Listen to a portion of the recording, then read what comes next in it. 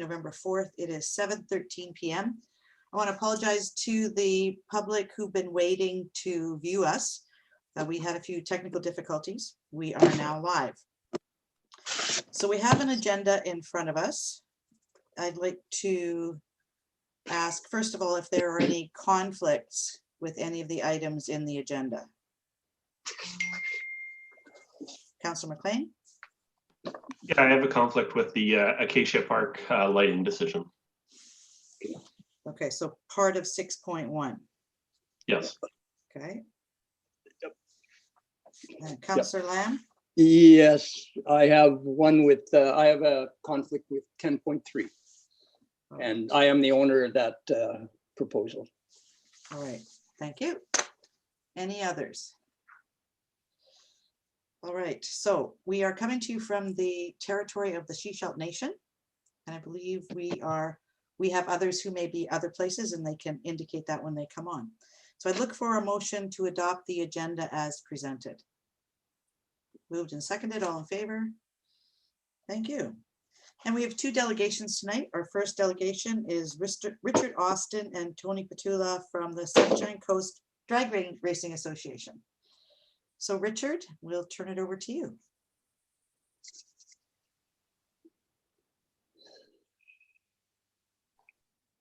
Joanne, can you unmute him?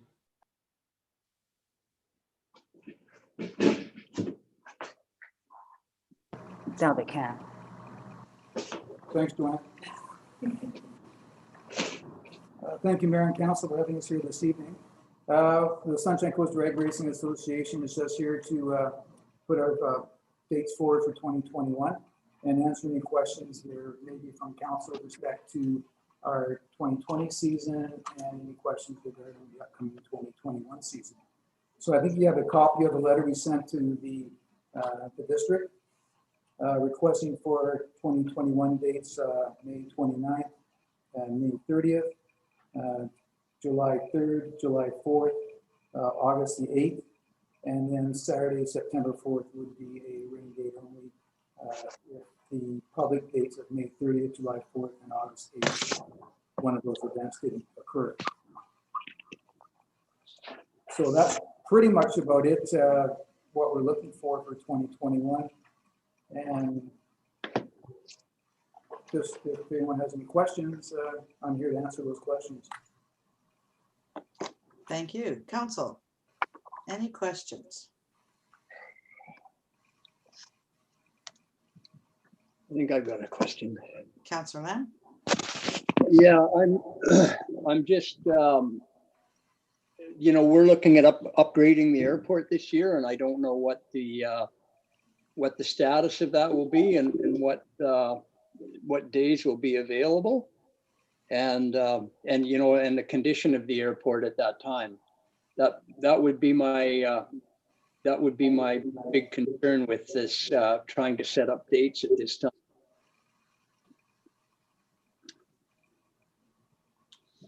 Based on what I saw happening, I'm not sure when the actual project's going to get up and running, but I understand that they were talking possibly early in the spring.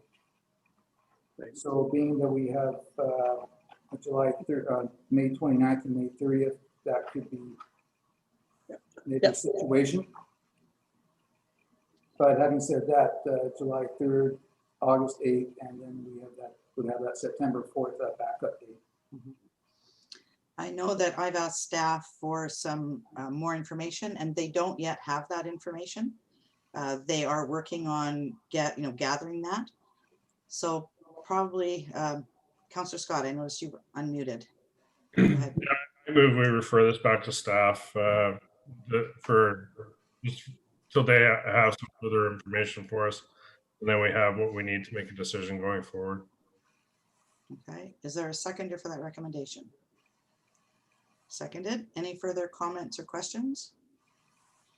All those in favor? Thank you. Thank you, Richard. As staff gather information, I think, you know, they'll be bringing this back to us and we'll be able to give you some idea of what's possible. Councillor McLean? Yeah, just while we have you here, I'd like to hear if there's been any discussion with the Drag Racing Association regarding the expansion of the airport. And is there anything we can do to facilitate that conversation maybe a little bit better? Well, there's no discussion as of late. That was due to the fact that the second phase of funding only came through fairly recently. And the public notice was only placed in the paper about a week ago.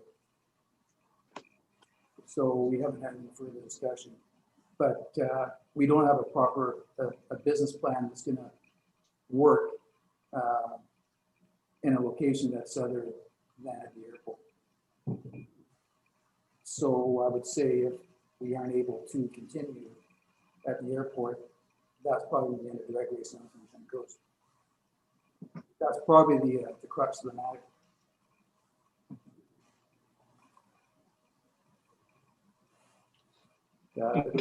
Based on the costs that we see for the airport expansion, and the big one, of course, is trying to find a location for us, which is probably a bit of a challenge. Also, the costs involved in setting something up, as you can well attest to, with the costs of working in this airport with remediation and getting things done, and getting asphalt put down, and getting infrastructure put in. It's very expensive. So I would estimate for the drag racing club, the cost of probably do something would probably be in excess of $1 million. And I don't think there's a business plan for us at this stage to make that economically viable.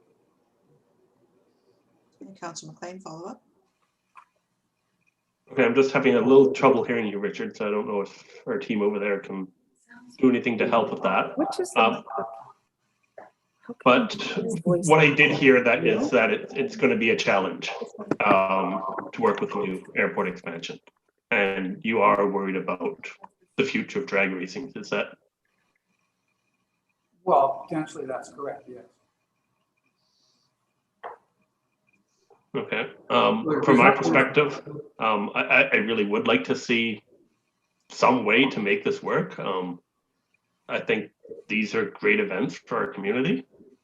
And I just don't want us to give up on it because there's other needs at the airport. Because it is a really unique site that's perfectly suited for drag racing, aside from the issue of the conflict with the airport and the use of the runway. If we can continue using the airport moving forward, there are no issues. Okay, so at this point, we have a recommendation on the floor to refer this to staff so they can come back to us with further information as they have it. Any other questions or comments? Councillor McLean? Can I just chip in for 1 second? Sure, go ahead, Richard. I guess if we could get a bit of a estimate on when that would be, just that would help us for our planning when we hear back from staff. I think part of the issue has been the election. Right.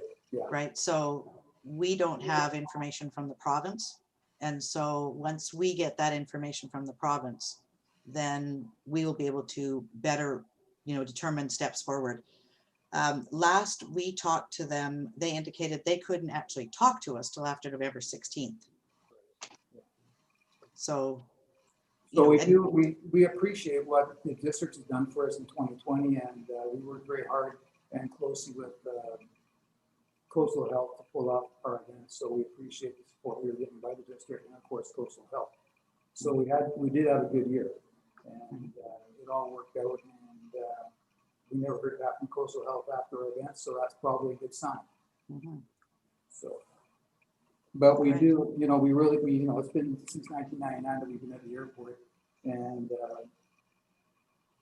we enjoy being there, but alternative locations probably aren't that simple to execute as with a small club like ours. Mm-hmm.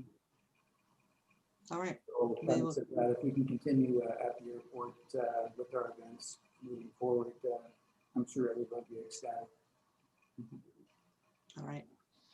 Thank you for being here. Thank you for presenting this. We have a recommendation on the floor. Any further questions on the recommendation? All those in favor? I think we already voted, didn't we? Maybe we did. Sorry. I thought, so we voted twice. Okay, good. Thank you so much. All right, thank you, Richard. Thanks Thank a you, lot. Tony. Thank you. All right, we have another delegation, Matthew Wilson, and did she leave us? Oh, there she is, Tanaya Andrews. Yes, this is with Powell River Educational Services Society, and you have a proposal for us. Thank you, Mayor and Council, for having us tonight. My colleague Tanya is here as well. Okay, Matthew, maybe turn your mic up a little bit. Oh, okay, yeah, one second. I'll just, I think I turned it down because it was,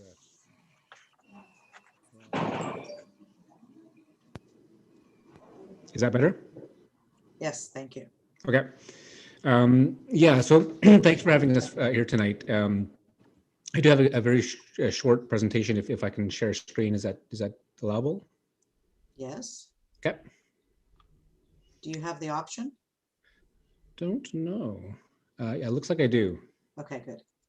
The bottom. Yeah. I think everyone can see that now. Yes. So let me just back up a little bit here to the beginning. Powell River Educational Services Society is Indigenous-led, First Nation, not-for-profit organization. It's based out of Powell River, but it has relations with Sechelt Nation as well, and it's led by the SD 47 superintendent and our executive director Jay Ewell.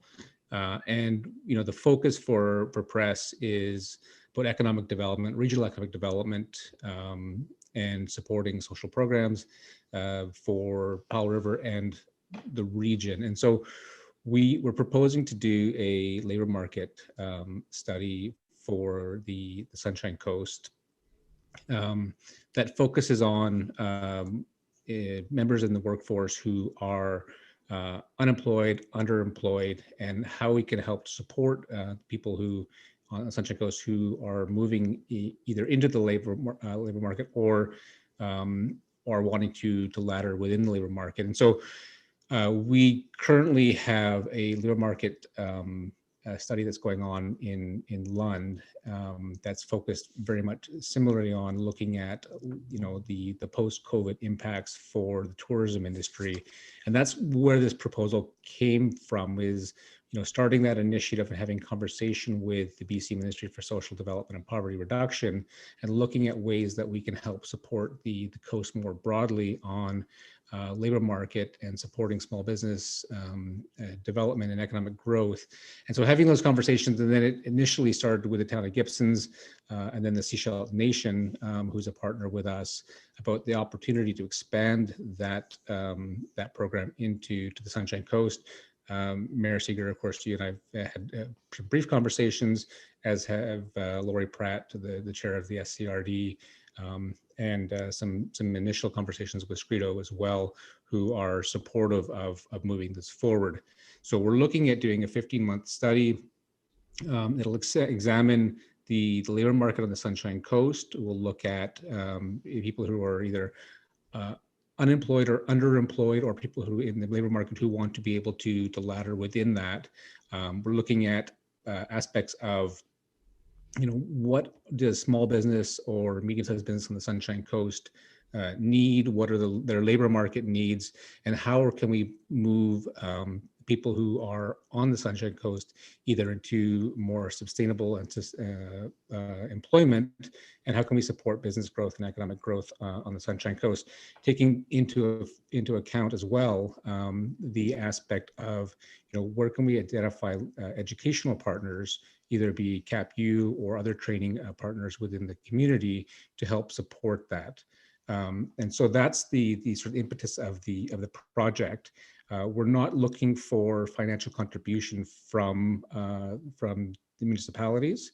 This is 100% funded by the province. We're making the application for funding. So just to be clear, we don't have confirmation of funding, but we do have confirmation from the province that they do have funding available, and they are interested in, assuming we can secure support from the local municipalities and the stakeholders, they're looking for the opportunity to do this project. One of their key focuses as well is how do communities become more COVID resilient in respect to the ability for economies to be able to be more adaptive to impacts vis-a-vis COVID, and what are other communities doing, and how can we take these and apply these to areas like the Sunshine Coast as well. So it has the full spectrum from basically Langdale to Pender Harbor, looking at municipalities of Gibsons, Sechelt, the SCRD, and the Sechelt First Nation will be included in the study, as well as business-based stakeholders within the community, major employers, people who are in the training fields, and of course, community-based organizations like Community Futures and the community services and other community-based organizations. So in terms of who is Powell River Educational Service Society, as I said, it's a community that's based, or educational society that's based out of Powell River. It's an Indigenous-led, not-for-profit. We've worked predominantly with the Klahoose and the Klahaman First Nation, and more so with the Sechelt Nation. Dr. Jay Ewell, who's our executive director, couldn't be here tonight, but he is very much supportive of this project. We have extensive experience in running projects like this. In 2008, we did one for the Kitimat-Stikine area, looking at labor market implications there. We've run training programs for capacity-based training for hospitality, as well as land-based aquaculture, local farming strategies for the Powell River area as well. So we're pretty integrated into the community. We're looking at community opportunities. We're looking at ability for small coastal-based communities to expand and have resiliency within their economies. So in terms of the community impacts, it's about bringing together different sectors. It's about building those key relationships. It's about identifying opportunities for communities on the Sunshine Coast to maintain and build that resiliency long term. It'll address obviously current and existing challenges within communities, but one of the key pieces that the province wants to see in this is looking at COVID-19 industry recovery, educational opportunities for additional certification and small business and entrepreneurship strategies, so that there's a regional long-term planning for labor market and business support.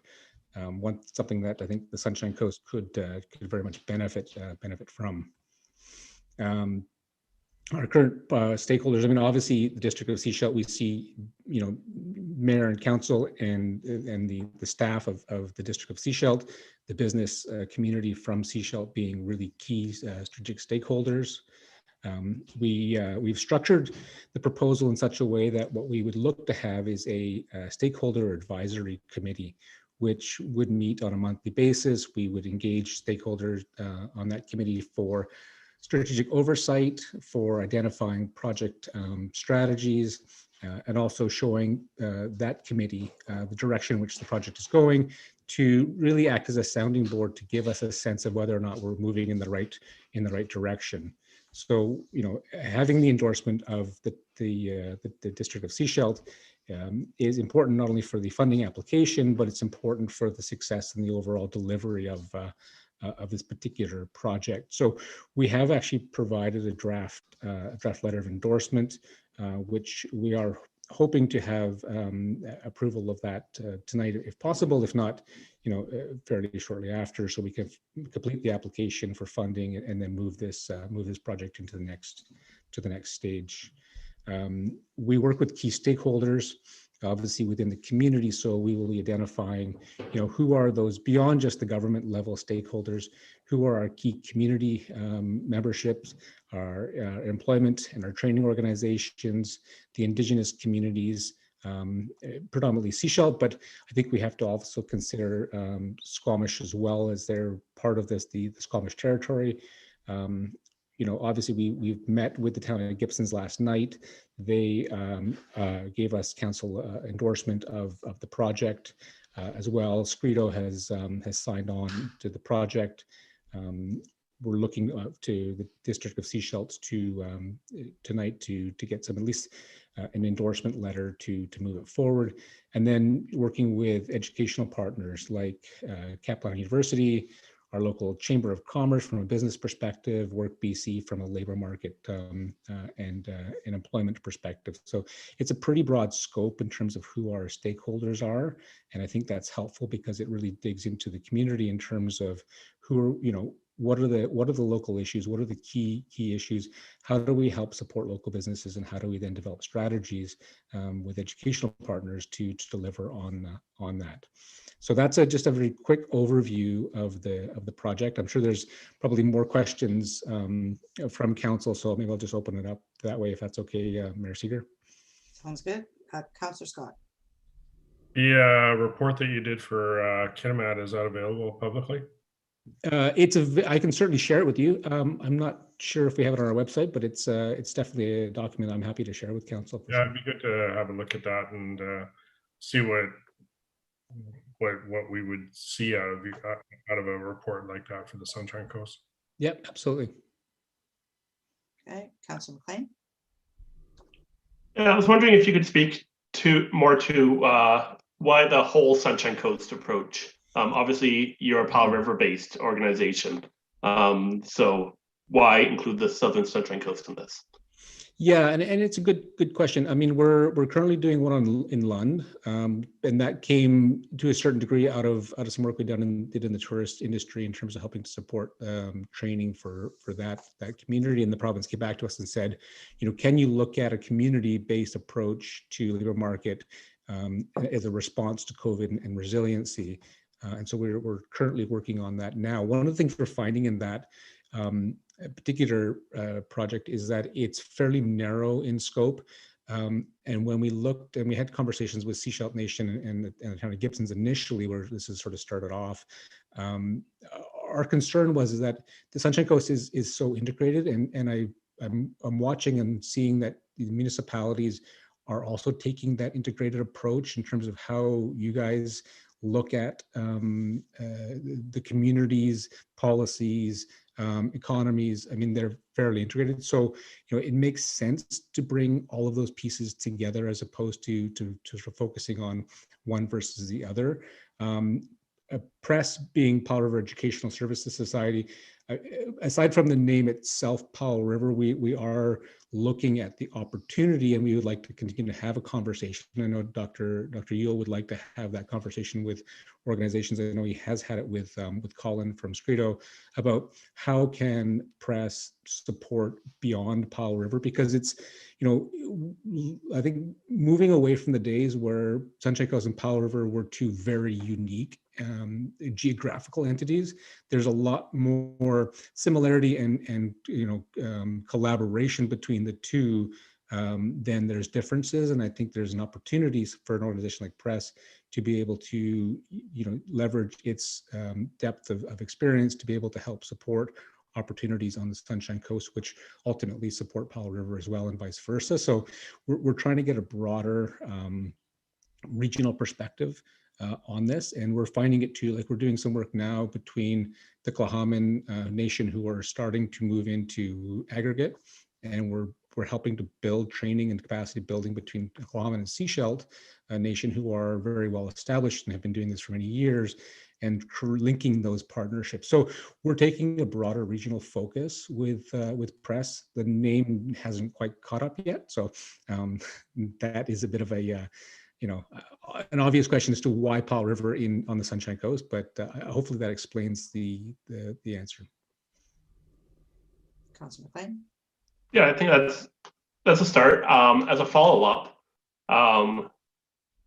you probably have a better perspective on this than I do, because I don't have great connections to the Upper Sunshine Coast. But I view that Upper and Lower Sunshine Coast as pretty non-connected economies. There's very few businesses that span the entire region. There's very few organizations. Really, the biggest connection is the ferries and the transportation. So would we have specific data for the Lower Sunshine Coast, or is it truly a regional approach? Well, just maybe there's a clarification that for me, I mean, this particular study would only look at the Sunshine Coast specifically. It wouldn't include Powell River. So the findings in the study and the data would be specific to the Sunshine Coast itself. Now, I think, I mean, both of the two economies are, or at least Powell River and the Sunshine and the Southern Sunshine Coast have, or at least have a transitioning resource-based economy to a certain extent. Both of them have, a fairly emerging tourism and hospitality-based and service-based industry. We're seeing now, if you look at the Sunshine Coast Tourism Association, the trajectory of people coming up to Gibson's and moving up through Pender Harbor into Powell River is much greater. So what I see is an emerging connection between those two economies in certain sectors, not all, and I think you're correct, quite right. There are many sectors that don't align specifically. So what we're hoping to do here for the municipalities and the businesses within the Sunshine Coast is leverage some of the experience that press has developed over the years in doing this sort of work, and apply it to the Sunshine Coast so that there is Sunshine Coast based data and there's business strategies and educational strategies. I mean, it's fairly similar in terms of VIU is the key player in Powell River as an educational partner, whereas CapU is down here. I think you guys probably have similar limitations on post-secondary education opportunities that they have there as they have with CapU. I think you have similar small business challenges and labor market challenges in terms of being able to attract people, affordability issues. So I think there's more commonality than maybe at first meets the eye. But this focus really is a Southern Sunshine Coast focus, so that it's really the data and the strategies to help support Southern Sunshine Coast in terms of moving forward with a labor market approach. Okay, thank you. I didn't realize that it was only the Southern Sunshine Coast. Yeah, sorry, yeah. And I'll finish up by just saying I hope you have a very close relationship with Streeto. You already mentioned that, but yeah, Colin's encourage continue with that. Yeah, he's been very supportive, and our goal would be, ideal goal would be to have all the municipalities and Streeto with the regional district fully plugged in, so that we're having a really engaged conversation throughout the process. Thank you, Councillor Toth. Thank you. It's more a comment than anything. I find it to be rather interesting, disappointing maybe, that this isn't something that Screeto's already taking a look at. I do want to commend you for moving forward with this project. I think it's a great idea. I'm happy to move that we provide a letter of support. And when the time arrives, I'd like to be on that stakeholder advisory committee if I have the support of council for that. Yeah, and just in fairness to Screeto, I know Colin's he's very supportive, and actually he was working with Powell River on these kind of initiatives. I think where Screeto may have some challenges is that because of their structure, because press is Indigenous based, not-for-profit, we actually fit the qualifications for application of funding, whereas Screeto wouldn't. So I think that's maybe, just in fairness to Colin, that's where they're not pursuing it. Okay, I'm going to bring up a couple of points that came out this morning. There were a few of us on the Sunshine Coast here from a number of governments who took part in a session on economic development, economic recovery. And I think you were on that this morning as well. I was, and I had to jump off at about 9:30, and I got the slides anyways, and it's very good. Right, but some of the points that came out in our conversation locally was that there was no detailed local employment data. Right? We don't really know what the COVID impacts have been on our local workforce. Yep. And I heard you mention both those points in what you're looking at. A couple of other things that came out, just for your information, in the conversation was around home-based businesses and the economic activity that they create and what they provide to the coast. Because there's, in the regional district, for example, there are no business licenses. So while we have sort of a list, there isn't really one that exists. So there's no way to determine the impact that they provide, or what economic impact they provide to the coast, right? So we're hoping that something like that would show up. And then some of the sectors that we're looking at are things like transportation, healthcare, and groceries, somebody said, like, because it's food back and forth and up and down the coast. How does that play out in this? So I know tourism is a big one, but all of these others are peripheral to that. Absolutely. So, and I know in conversations that I've had with some of the other leaders here on the coast, we've been talking about what kinds of industries could we have come to the Sunshine Coast that would provide living wages, that we could tie into educational opportunities, right? So that I see what you're doing would actually pull some of this kind of stuff together. Absolutely, and that's the hope, is that it produces the baseline and the strategies for being able to move those pieces all forward. That is the goal. And you know, in talking to Scredo, I mean, one of the things that they wanted to look at, and it goes, I mean, probably varying different definitions, but in terms of what he's calling the craft economy, the home-based economy, right? The people that are, you know, are operating and making, you know, making money to support their livelihoods in their homes, but, you know, are relatively under the radar in terms of being able to be recognized, and how do local governments support them when they're not even on the radar for local governments for the most part. You know, the other thing in talking to local recruitment agencies is one of the challenges for bringing talent to the Sunshine Coast is spousal accommodation in terms of employment, right? Spouses who don't have transferable opportunities. So how does one partner come up to the Sunshine Coast with the other partner looking for opportunities to find meaningful employment? Are there strategies to help support those things? So, you know, I think there's lots of opportunity to have a very broad is probably the wrong word, but, you know, a Sunshine Coast unique or specific scope in terms of this particular project. And that's, you know, that's why I think bringing partners on, like, you know, like of course the District of Sechelt and Gibson's and the, you know, Sechelt First Nation and Scredo and others, is that you guys will have a very unique and very you know, sort of on the ground approach to understanding what those key issues are, and engaging early will help to create a scope that addresses those issues and makes this much more meaningful project for everybody. All right, any other questions? All right, Councillor Toth, did you want to make a recommendation? Sure. I will move that we provide a letter of support for the Powell River Educational Services Society and collaborate on them with this project. Is there a seconder for the recommendation? Seconded. All those in favor? Thank you. One final question then. When does your application need to go in? So I'll submit the application within a week or two. Now, I mean, it's okay if there's a delay. The letters of support can follow the actual application. So I'll probably submit this, what are we now, the 4th today? So middle of the month, but it's okay. I can indicate to the province that a letter of support is coming, and that it can follow the physical application. All right, thank you very much. Councillor Scott. Can I ask that you forward that Kitimat report to us so that we can? Absolutely. Yep. Yeah, so just to council@sechelt.ca gets it to all of us. Yep. Okay. All right. Will do.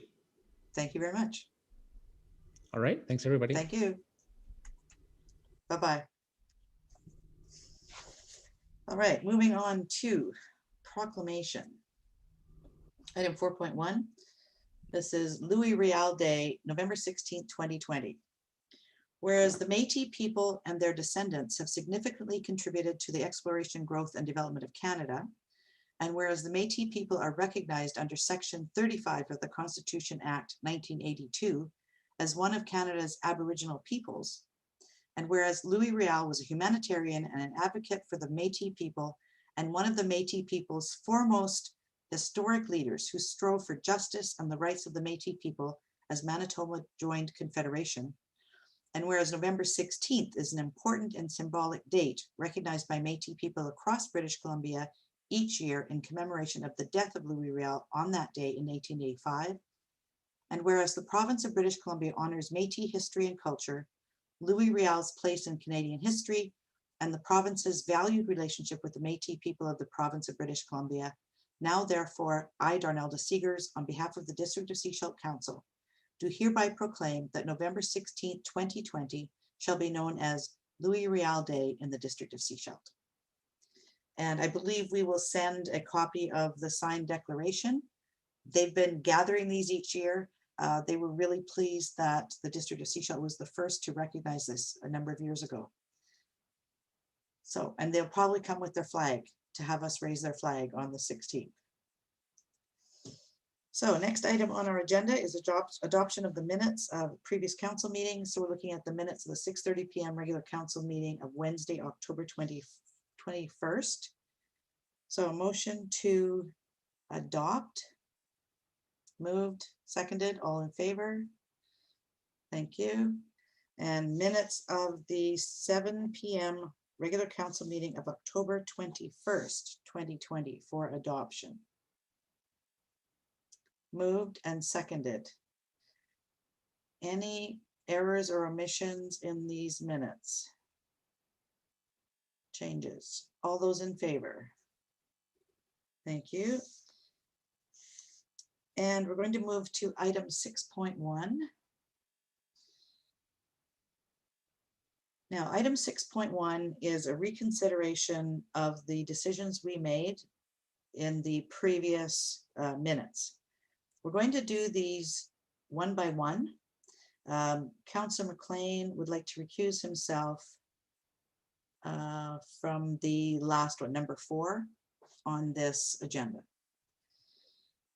So had a couple of councillors asked to have this brought back for reconsideration. So let's start with a general discussion. Okay, Councillor McLean. Yes, Councillor Toth. Yeah, I supported this before. I was sort of on the fence about the Santa specifically, but I think it's a nice, it's a good thing to do. It continues the tradition we have of lighting up downtown Sechelt, of lighting up our community. I regret that we did not have more of a discussion on it last time. I am somebody who raised concerns and wanted it brought back. We've heard pretty clearly from the community that they take particular issue with one of the items on this list, with the lit Santa. And I'm happy to hear other councillors' thoughts on it. And yeah, let's talk about it. Okay, I think we should have Councillor McLean back in here for the first 2.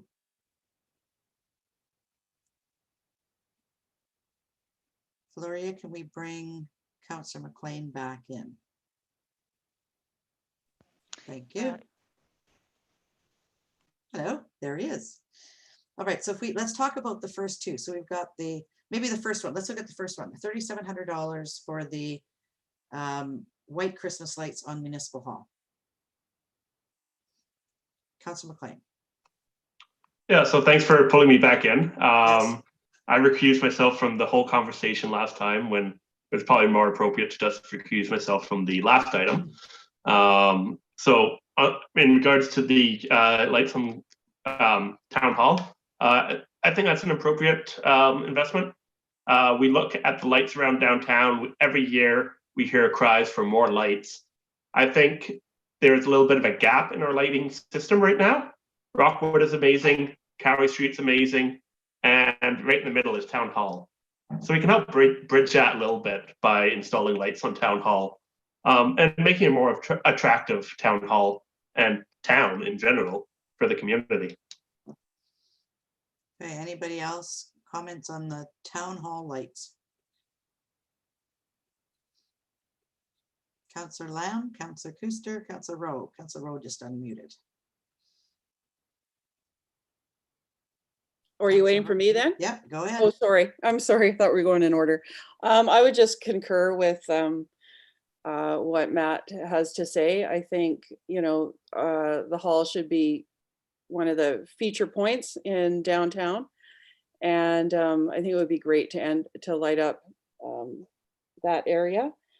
And I just think it's going to be a very different Christmas for a lot of people, and a lot of the usual things aren't going to be happening. So if we can provide the community with the enjoyment of taking their kids for a ride to see the lights and have it look a bit spruced up, I think we should do that.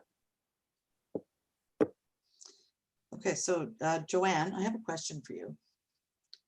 Since we are reconsidering this, do we need to re-vote on each one to get council direction?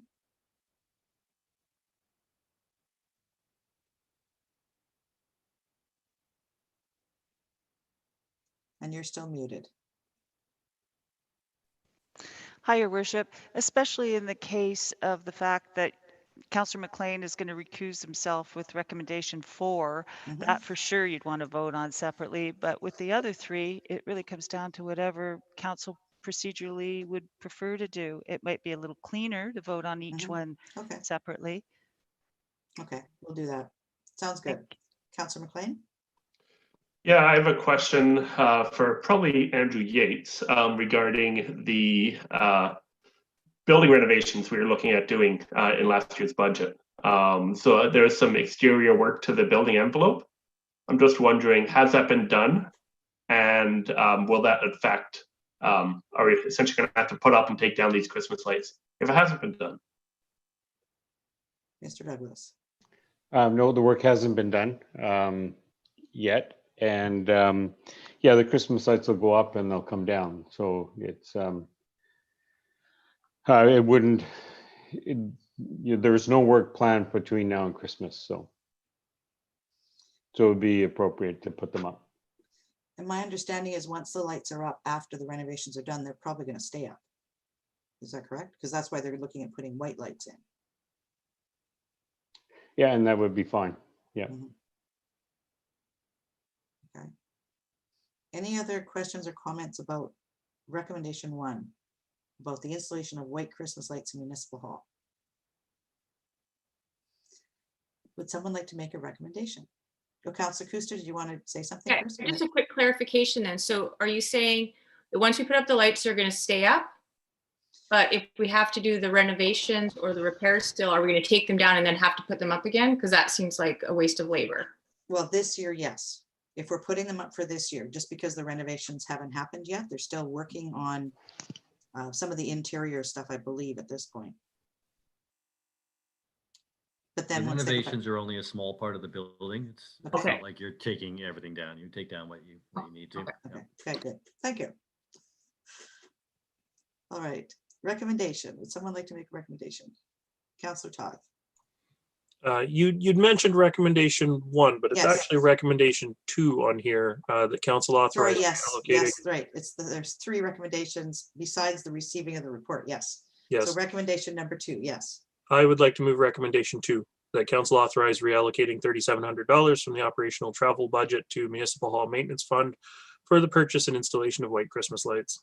Is there a seconder? Seconded. All those in favor? Thank you. Then recommendation number 3. This is for the installation of a lit Santa on the roof of Municipal Hall. Who would like to speak to this one? Councillor McLean. Yeah, I guess I'll go first because I didn't get a chance last time. This one I do struggle with. I think the Christmas lights are classy. It's a simple addition, and it's honestly something that is expected. You put Christmas lights up on a building. Santa, I consider that excessive. I think you put that up if you want the best display in town. We don't need the best display in town. We need a nice display, which we have done with the Christmas lights. I think I would rather see this revenue just go into surplus for next year into our general revenues. It's unspent funds are not the worst thing in the world. I don't think we need to come up with creative solutions like putting up a Santa. So I'll be voting against this. Okay, anybody else? Councillor Kuster. Yeah, I'm the same with Matt. I was kind of last time didn't really think it was the great idea, and so I won't be supporting this again this time. So. Okay, anybody else?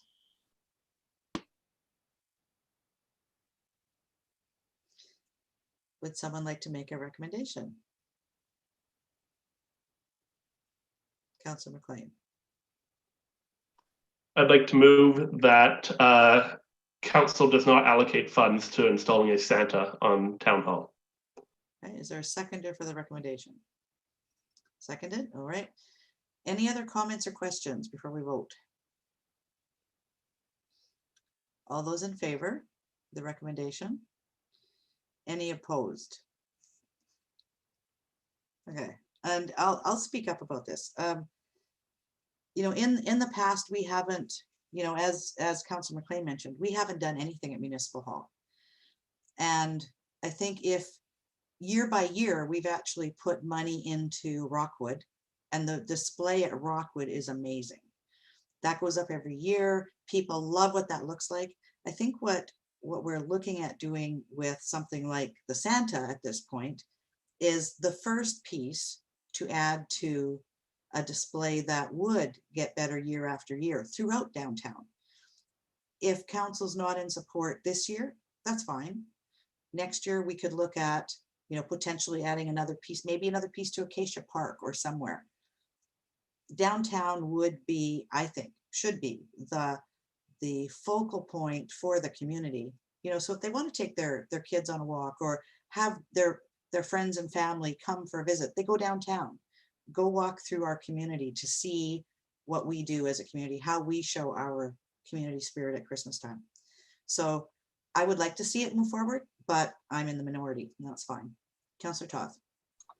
Yep, I understand that, and I can certainly appreciate that. I think people that we haven't heard from in the past and we don't necessarily expect to hear from have made quite clear that in times of COVID that this is perhaps not the wisest use of any surplus funds, and I can certainly respect that, and that's sort of why I wanted to see it come back. So yeah, no, I understand. Councillor Rowe, did you want to speak up about this? And then Councillor Pfister. It's interesting. I just come to it from a different lens. I mean, I suppose in supporting it, that is not to say I wouldn't like to know exactly how the $4,000 breaks down for a Santa. And, you know, I'm sure there's some infrastructure required to keep it on the roof in our windstorms. However, I come through it. It's interesting. Alton says in the time of COVID, and I come to it from that lens that in the time of COVID, you know, and I'm going to get slaughtered on Facebook for this, I'm sure, but maybe it is what we need. I'm surrounded by people that are actually really struggling with a lot of things right now around COVID, and a lot of normals that are gone, and you know, it's a whole new world, and that's the world that I live in a lot of my day. And so that's sort of the lens that I look through this, as opposed to having surplus funds, which I absolutely, you know, agree. There's nothing wrong with that. So it's just a comment. I think it would be good if this is a plan we want to go down around making our area of downtown a bit more of a focal point during the holidays. Maybe we should look at that as more of a plan, as opposed to a one-off kind of situation, and have a broader discussion about it. Yeah. But I'm good. Good. Councillor Kuster. I would just like to say, you know, for me, if we're wanting to, you know, expand, make it a little bit nicer downtown, why not bring those lights to other areas, like, you know, maybe down the other street downtown? It's just a little bit more classy, and I think it would, you know, if you're driving down from, you know, by starting at the Batch down that side and around, or, you know, just lights are always, you know, they always signify Christmas. I just think it's a little bit more classy than a big Santa on the top of Municipal Hall. So in future, lights are always kind of, you know, to me, a better choice. Okay, so staff can go away and look at a multi-year plan potentially for, you know, some kind of strategy and build that in. All right, so Councillor McLean, we're going to have you move away.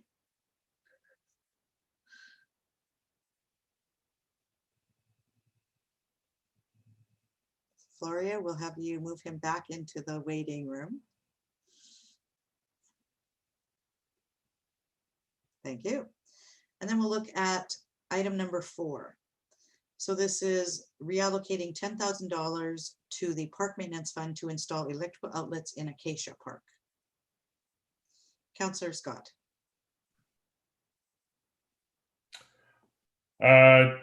We've talked about this ever since we got on council. It's much needed. It needs to move forward. So I'm going to cut to the chase and recommend that we authorize reallocating $10,000 from the operational travel budget to the park maintenance to fund the install of the electrical outlets in Acacia Park. Thank you. And Councillor Toth seconded that. So did Councillor Rowe. Would anybody else like to speak to this one? All those in favor? Thank you. All right, let's bring Councillor McLean back. Alton wants to talk. Oh, Councillor Toth? Just a quick question for Mr. Douglas. Do we need to pass any sort of a motion to amend the financial plan bylaw? Because this is money that's coming out of somewhere where it wasn't intended to be spent on Christmas. Not at this point. We would bring something back further with the bylaw. Yep. Thank you. So move on to item 8.1A. This is a bylaw for adoption. So this is a bylaw notice enforcement implementation amendment bylaw number 515-5/2020. A motion to receive the report. Moved and seconded. All in favor? Thank you. Mr. Allen. Thank you, Mayor Seegers. I have nothing further to add. As I'm sure council will recall, we reviewed this at a previous council meeting where first, second, and third readings to bylaw 515 were adopted, and this adds in fine structures to our beds bylaw, particularly for parking, solid waste, which will be timely, development permit areas, noise, etc. So really it brings together our bylaws and complements them with our ability to secure fines at a local level and simplify our process. And so tonight we recommend fourth reading of this bylaw. Thank you. Thank you. Any questions from council? So it's a recommendation on page 29 that we adopt bylaw notice enforcement implementation amendment bylaw number 515-5/2020. Councillor Toth, you're moving that? I will move that, and as soon as we pass this, I'm going to go build a enclosure around my recycling totes because I didn't know that was a bylaw infraction. Thank you. Okay, so it's moved and seconded. All those in favor? Thank you.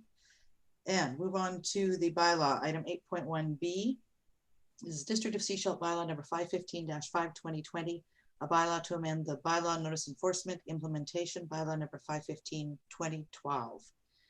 And I'd look for someone to move adoption. Moved and seconded. All in favor?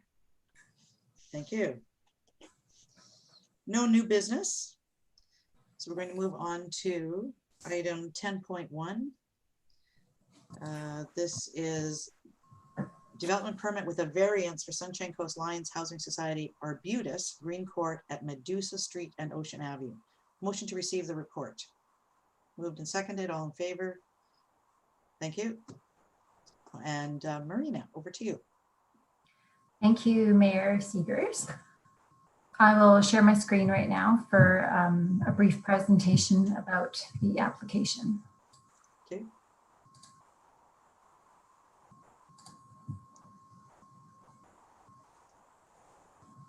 Okay, so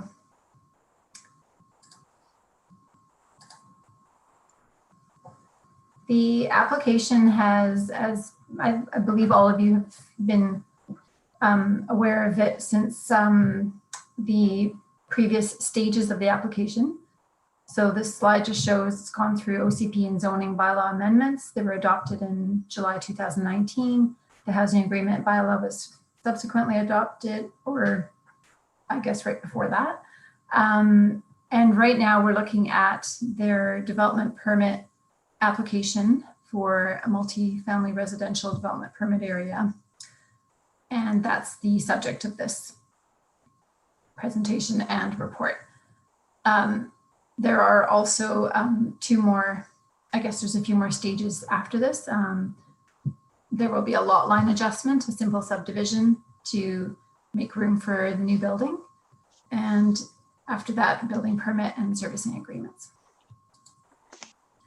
So the location is just a location map. It's at the corner of Medusa and Ocean. The proposal is to construct a new, what they're calling it, the Arbutus building. It is, as proposed previously, a 104 unit, 5-story modular apartment building, affordable rental housing for seniors. It includes common facilities such as lounges and small kitchen areas in the building, a new hall for the Lions Club, underground parking, and outside courtyard and landscaping and general site development. There will be street frontage improvements per bylaw 430. This is a rendition of what the building will approximately look like. So all of this is in the package. I'll just run through some of the diagrams fairly quickly. There's a site plan showing the area up here where the lot line adjustment will be. This will be the main entrance off Medusa Street. And it just, generally shows how the road will continue to be used. We're in its current location. I'm going to move right to the parking variance that is being requested. So the underground parking, in order to fit the modular building onto the site, they needed to design parking stalls that are just slightly less in length, and the aisle width also is slightly less. So as part of the development permit, we've included a variance request. I'll just show, so it's just for, I believe the stall length. They're requesting a 0.5 meter reduction, and in the aisle width, it's like a 0.2, I think it was. It's in the report, sorry. I went out and looked at a few other parking, similar parking. This is the Watermark underground parking, and I measured the stall length, and these are comparable. So, this is like a small one, shows some cars kind of sticking out, and the aisle width here was 6.7 meters, and the Green Court is proposing 6.77, so it's actually bigger. And these did not seem problematic at all for backing out. I also looked at parking lots like outside the town hall, and they're also comparable with what is being proposed. So I really don't see it being an issue. And they are comparable to City of Vancouver's zoning bylaw standards.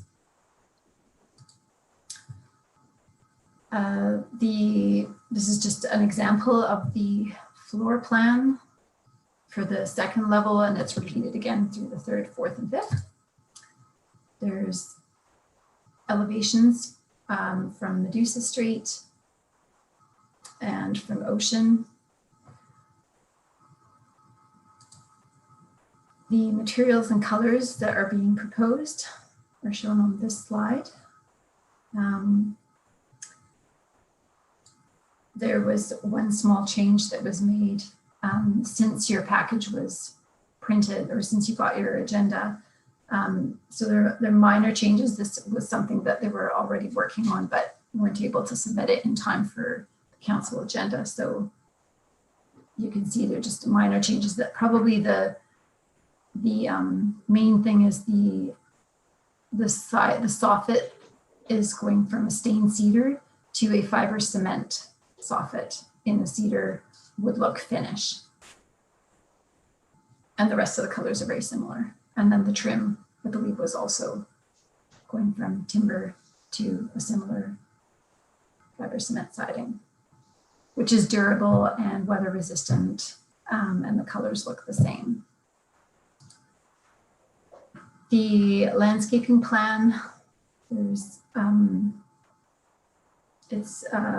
it's got some good drought resistant, mostly native species. they seem appropriate for the site. There's a rain garden proposed in the northeast corner. They've added some landscaping around the loading area here to screen from the residences to the north. And then there's generally landscaped all around, and staff was satisfied with this. I will point out at the end some of the changes, I guess, that the applicants cooperated on throughout the entire process. So this is the landscaping plan in the final submission. There's a courtyard. It's designed for sort of a relaxing garden area. It's still connected to Ocean Avenue, easily passed through, but sort of segregated a little bit for the privacy and comfort, I guess, of the residents. I guess in general, the development permit number 7 guidelines are to do with all these different topics. So from site planning and design to the use of the materials, it's got accessibility considerations. It looks at safety and security and privacy, landscaping, signage, lighting, parking, screening. So these were all assessed, and in your package we provided staff's analysis and the applicant's responses to our suggestions. And in the end, I'll just back up one. So I think in the end, the applicants worked very hard to meet the development permit guidelines and answer the questions that staff had.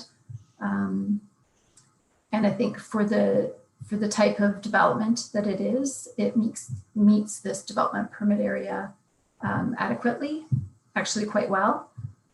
So yeah, we're recommending that it be approved. But I did want to bring to your attention some wording that I was suggesting maybe be included in your resolution if you approve it. And that is that prior to issuance, under the development permit, there's a section called conditions for issuance of the permit.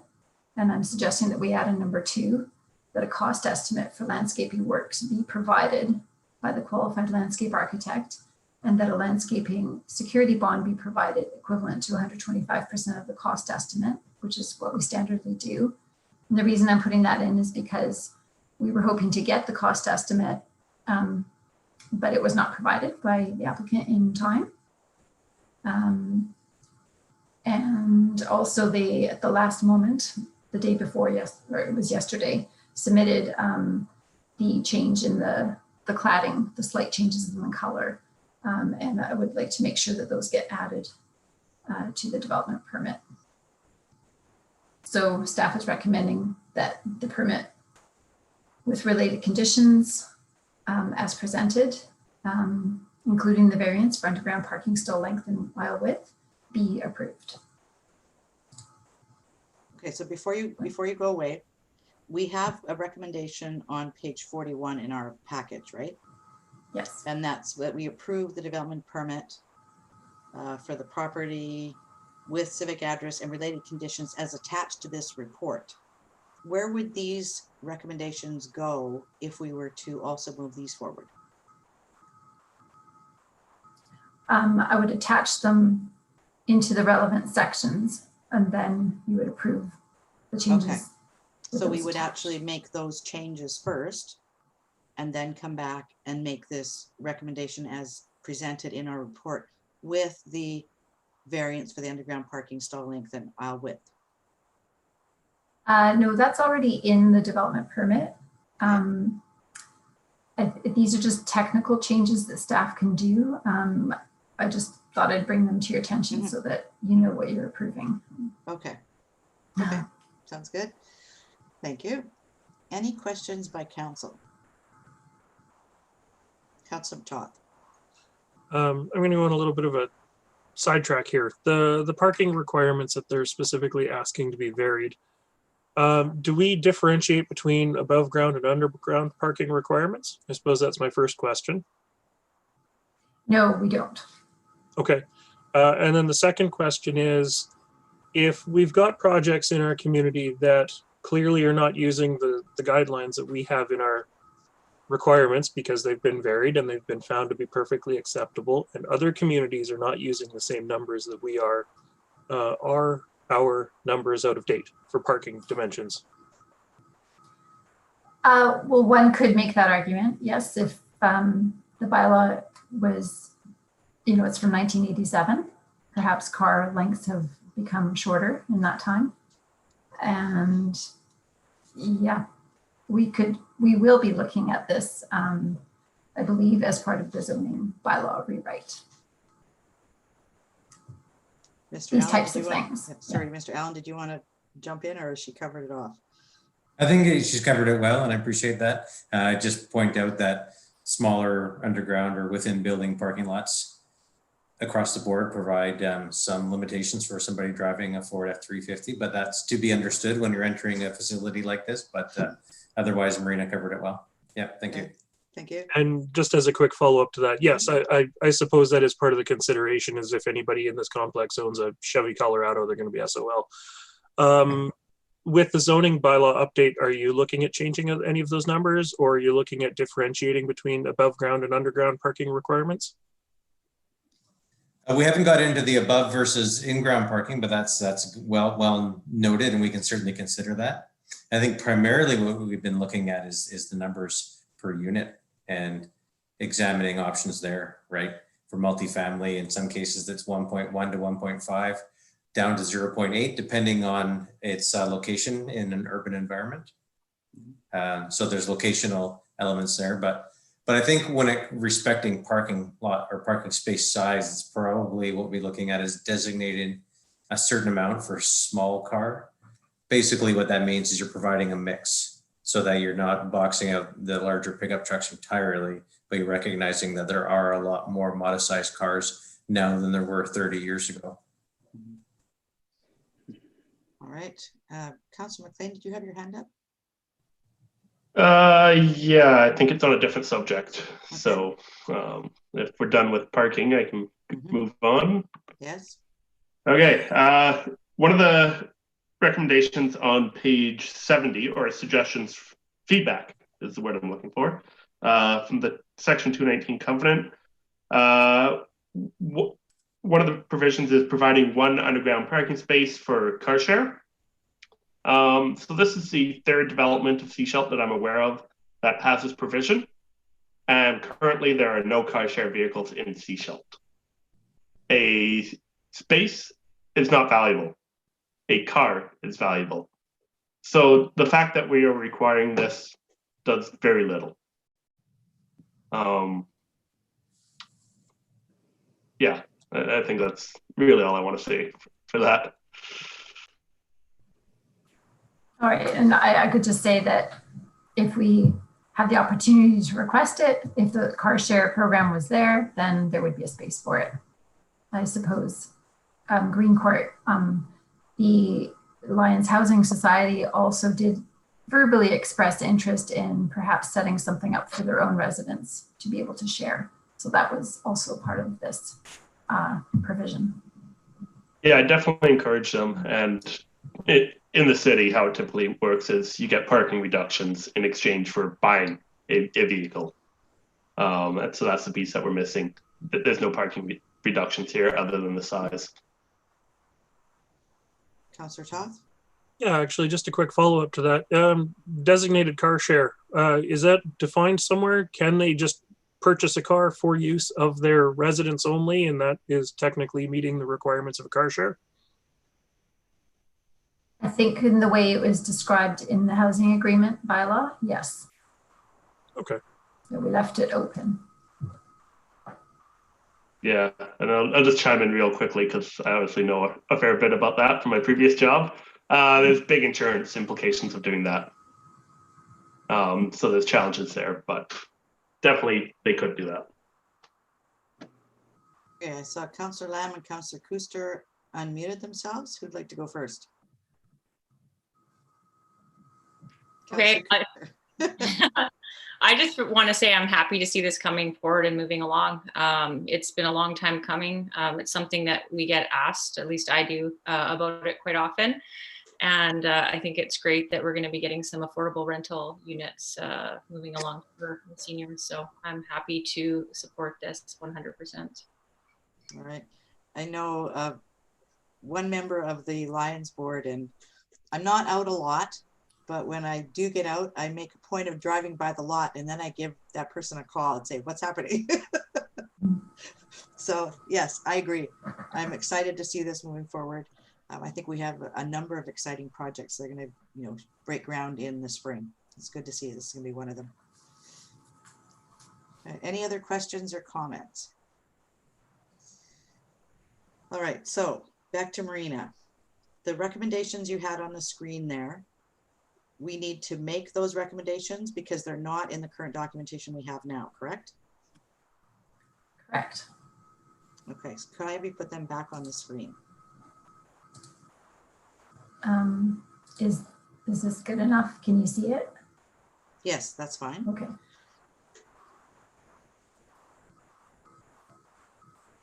All right. Would you like me to read it? Or? Nope, Councillor McLean. I see your That hand duty up. falls upon me. Sounds good. I'm going to move that the following be added to the draft DP as presented under conditions for issuance of permit. Number 2, that a cost estimate for landscaping works be provided by the qualified landscape architect, and that a landscaping security bond be provided equivalent to 125% of the cost estimate. To Schedule A, supplement application for development permit, the Arbutus at Green Court, dated November 3rd, 2020. And that the development permit for 2020-08 with related conditions, Sunshine Coast Lines Housing Society Green Court Arbutus, including variance for underground parking stall length and aisle width, be approved. Is there a seconder for the recommendation? Seconder. Any other questions or comments? All those in favor? Thank you. Thank you, Marina. Okay. All right. Moving on to item 10.2. This is a request for a decision on development cost charges, Sunshine Coast Lions Housing Society request for Green Court. First, a motion to receive the report. Moved and seconded, all in favor? Thank you. And Mr. Allen, over to you. Sure. Thank you, Mayor Seegers. So, of course, same property, same building, slightly different issue here. You may recall a report that was received and discussed in early October by Council. And at that time, we noted that within the housing agreement registered on title as a condition of the zoning amendment, as well as the operating model that Sunshine Coast Lions Housing Society has of BC Housing, there are the 3 types of dwelling units, or the 3 types of tenure respecting the dwelling units. There's the deep subsidy unit, the rent geared to income units, as well as, oops, I'm sorry, I wrote the same one down twice. I just need to scan my notes here. That was very organized, and I duplicated my notes. Sorry, I'll figure this out in a moment. Nonetheless, so we have the 3 types. Just switching to my staff report here. So then there was the one that housing income, rent geared to income, the deep subsidy units, and then there's the moderate income affordable units. So the first 2 comprise 70% of the proposed building. At this point, the council has endorsed the decision to waive those development cost charges for the 70% of the units. And as previously noted, that's underway.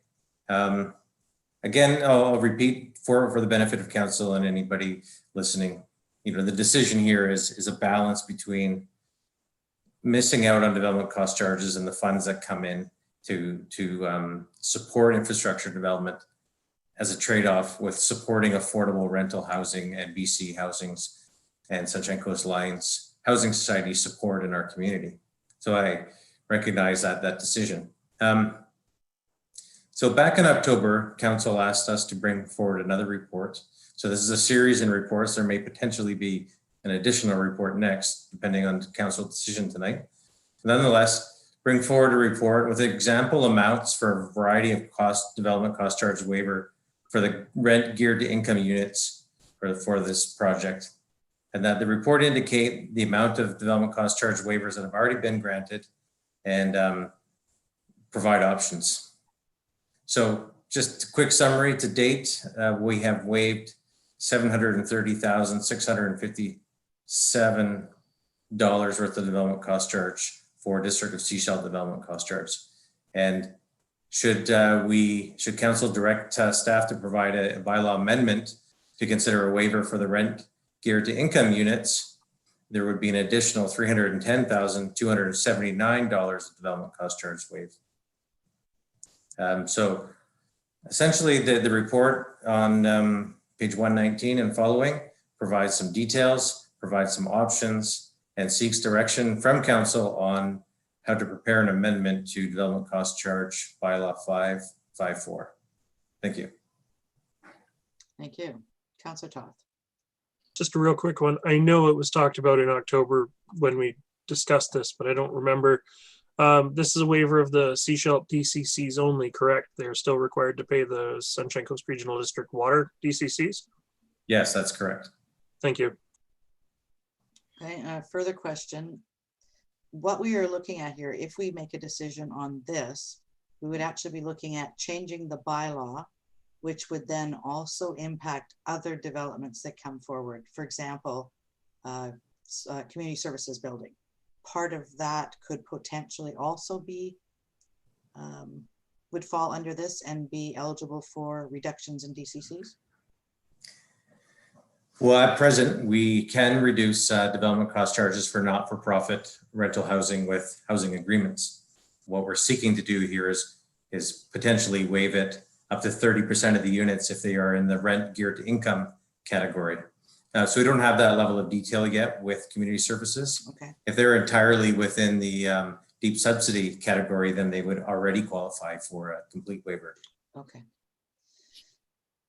Councillor McLean. I don't like dealing in hypotheticals, but I think if we are looking at a discussion that has future implications, we kind of get there. What about a building that's 100% rental, market rate rental? Under this policy, would 30% be waived and the remaining 70% not be? Well, the bylaw as it stands and what I propose to maintain would be the terminology not-for-profit housing. So we'd have to make that distinction between affordable market-based rentals and not-for-profit housing, right? So it doesn't specifically speak to the provider as in Sunshine Coast Alliance or community services, but I think the key there is that it's not-for-profit and tied with housing agreements. For example, if somebody wanted to seek an RM2 zone to build a multifamily building and hit market affordability by size of unit, but not be subject to any of our housing agreements or BC Housing's operating models, then they would not qualify. So we still look at each case to see where it fits within those parameters. Okay. And then an extension to that is if a for-profit developer is required or is providing affordable units, as many typically do, would the waiver apply for those? Only if they partner with a society? Is that what I'm hearing? Well, it would certainly have to be tied in with housing agreement and have an operating model to indicate that it's not for profit. So if somebody is able to build a building and provide rental units that are just simply market affordable, then that's not the same. But nonetheless, we would examine each of those types of developments one by one and report to council if necessary. But I would see that there's a unique category here for not-for-profit housing provided by housing societies. Okay, Mr. Douglas. Yeah, I just wanted to add that if it's a not-for-profit, then it's a for-profit company. and we can't give that kind of assistance to a company. So, you know, staying with the not-for-profit provincial model, you know, any private person who's doing this would not qualify.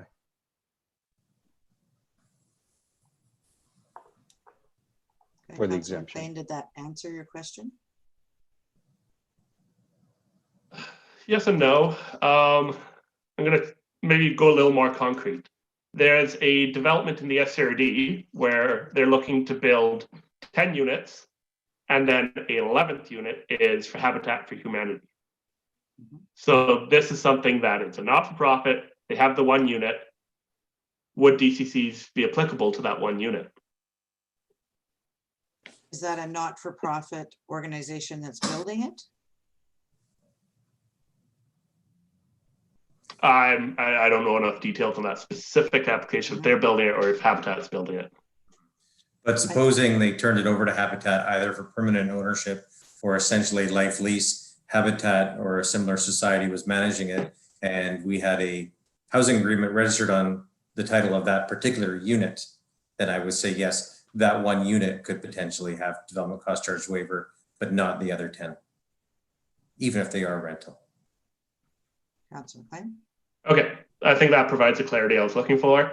The reason I have this line of questioning is I want to try and encourage more affordable rental units within for-profit developments.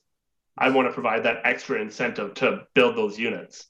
So we have our density bonusing, we have other provisions that require it. But if they're going to do this, let's make it good. Let's remove these for part of their development.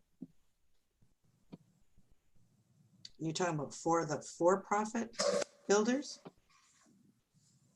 Yeah, so this example in the SRD, for the one unit, they wouldn't pay. So maybe it's more of an incentive to do something like that, because I don't think that was any requirement for the SRD. It was the developer wanted to do that. But again, it's SRD, so I don't know the exact details of that application.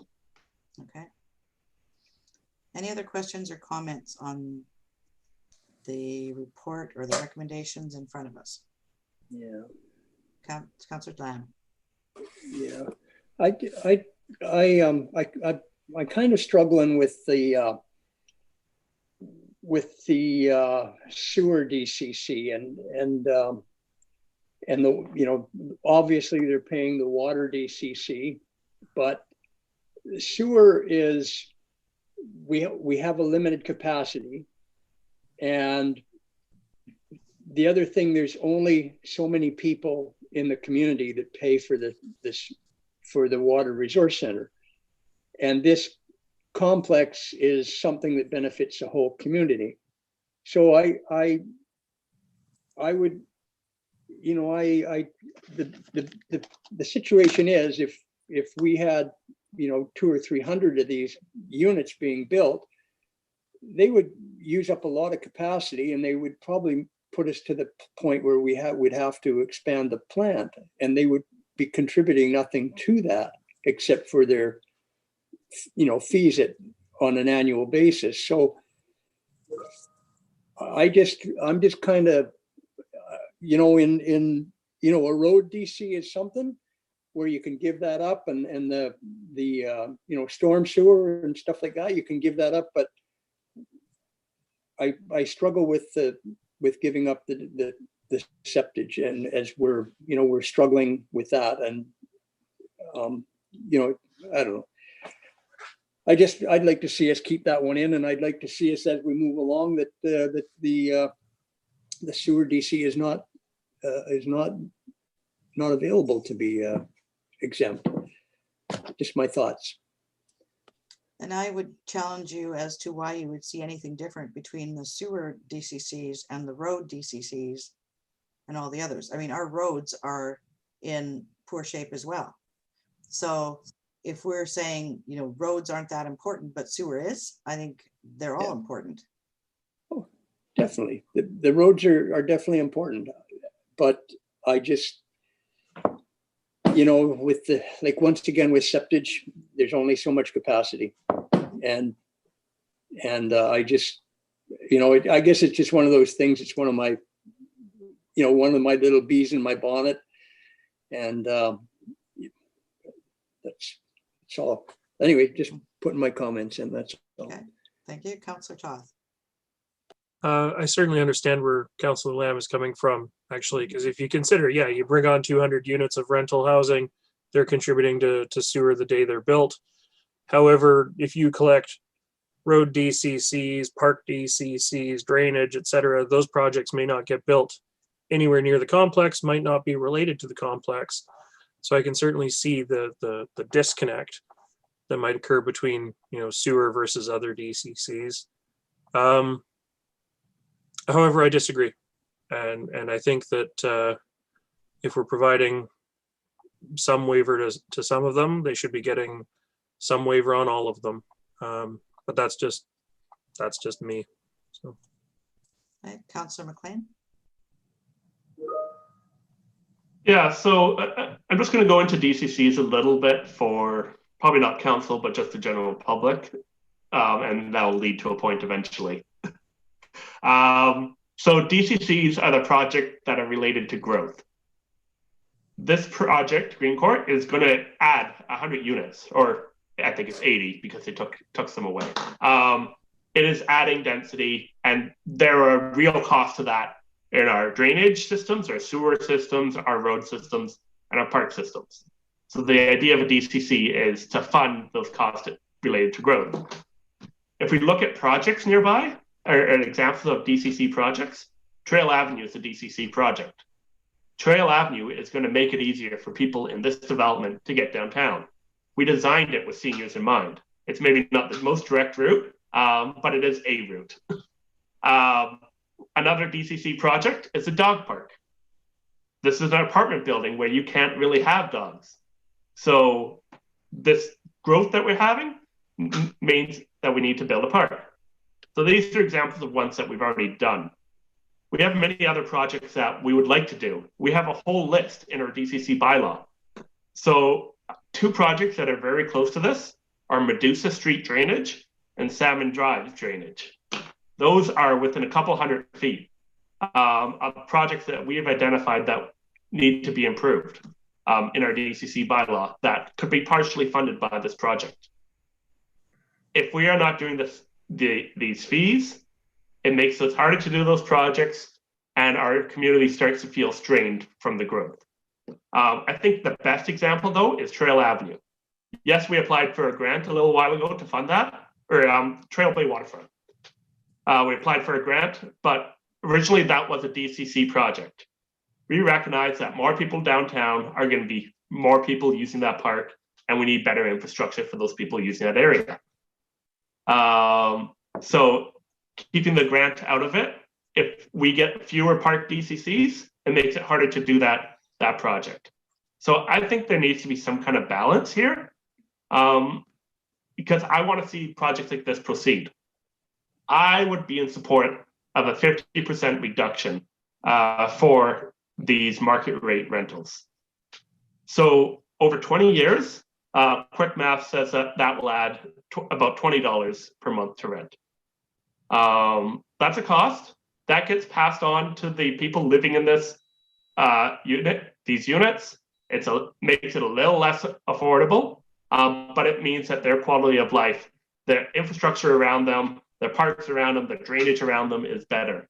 So I think we do have to make sure that there is some provision here. So I'd like to see the 30% cap affordable market rentals be charged 50% of DCCs.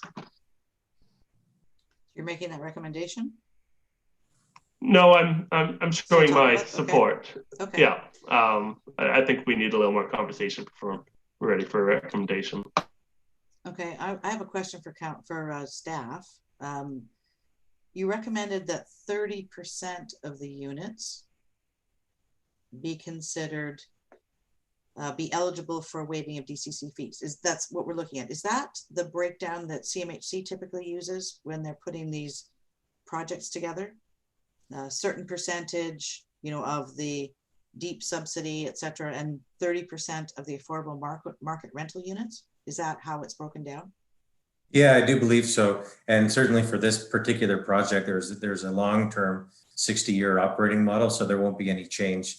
There won't be waiving of development cost charges and then suddenly everything is the affordable market rent, right? They're locked in long-term with BC Housing.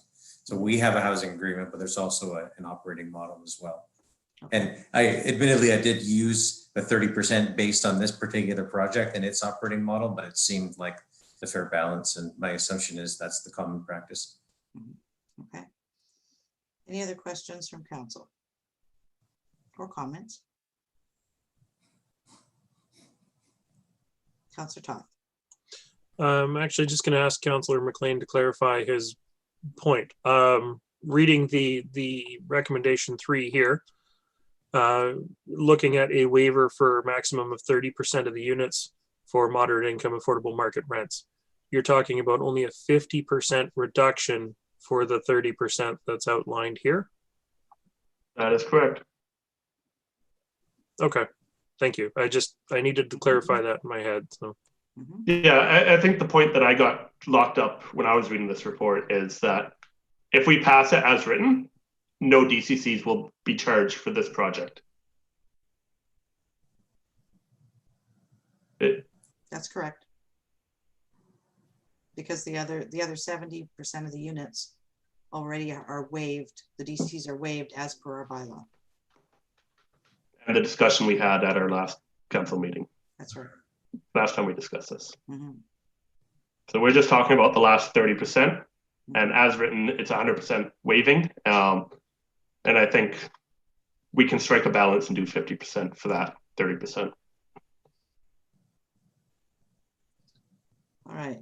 I haven't heard from Councillor Scott or Rowe or Kuster. Councillor Toth, go ahead. I am actually going to ask for clarification about that from Mr. Allen, because if I look at page 121, it says that staff recommend that up to 30% of affordable market rental units in a building be eligible. So there's 31 units in here. So 10 would be eligible for the waiver. Within that category, right? If the Sunshine Coast Alliance House Society had 100% of affordable market rentals, my recommendation would be 30% of those could be waived. Councillor McLean's supplemental suggestion based on information we provided in the report is that of those 30%, 50% of the development cost charges could be waived. But this is not 100% of that unit in this building. This building is comprised of 3 different types of units. So we haven't seen a comparable development of 100% market rate units. But hypothetically, if we did, our bylaw, if it were changed, would allow either a waive of 30% or a waive of 50% of that 30% of the units. So I would just like to clarify, this report sets the stage for a subsequent report where I would actually present a draft bylaw for readings, for 3 readings. So we would be 2 more council meetings to actually technically amend the bylaw.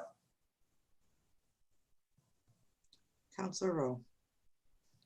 I'm just rereading this after Alton's comment because I think I didn't see it this way when I first read it, but after Alton, are you reading this as if it for a maximum 30% of the units in that category?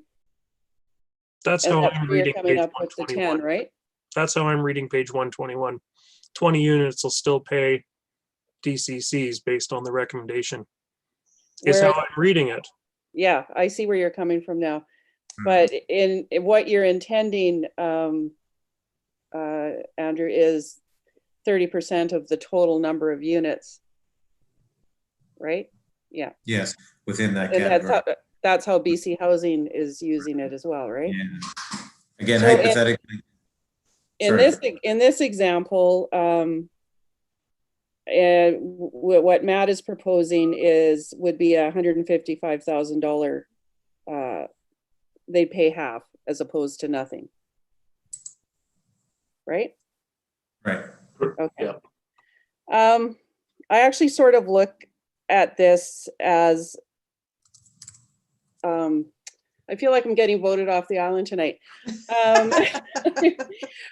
I'm looking at this as an investment as opposed to a loss of DCCs. And I totally understand where Matt is coming from, but I don't think we've ever actually had a capacity in this community for affordable housing, never mind being beyond capacity or I feel like this is an investment for us. And if it can help attract more, I don't think that's necessarily a bad thing. It's something that this community sorely, sorely needs.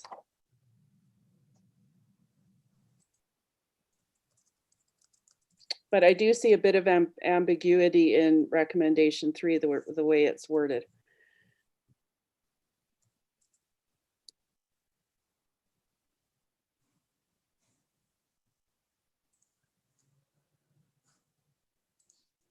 Okay, we can clarify what it should read so that it references what we're looking at. Councillor Toth?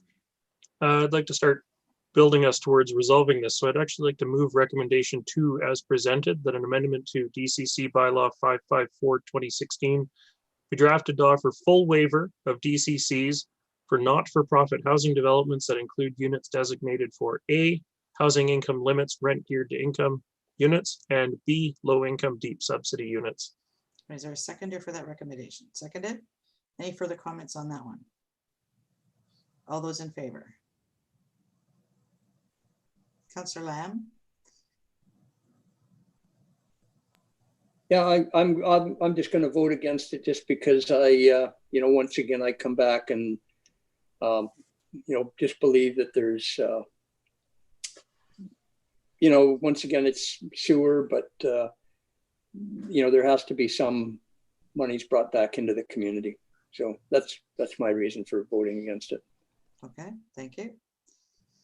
Would you like your vote recorded?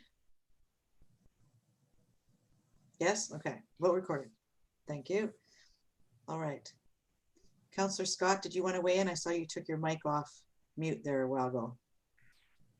No, I'll just wait for the vote on recommendation 3, and I don't believe there should be any reduction, and I follow along the same lines as Councillor Lamb. I'm fine to waive on the front 2, but I don't believe we should waive any of the bottom, any of the moderate income. There's we need to get funding into that coffer for moving forward with our infrastructure. Our infrastructure needs funding, and it can't be borne on the rest of the taxpayers for this. Okay, thank you. Councillor Kuster, did you want to say anything? Oh, I'm really struggling with this one, actually. I see both sides of the coin.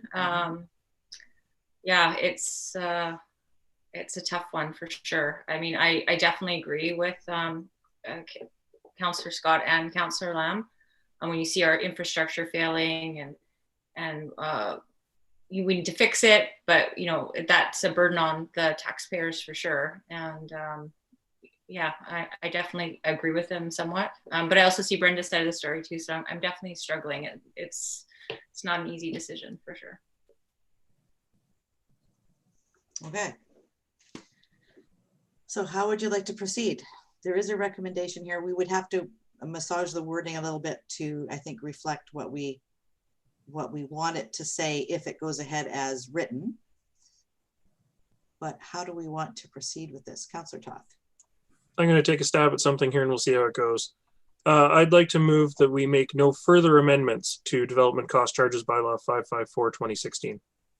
So I'd like to just totally remove the affordable market rental from the equation completely.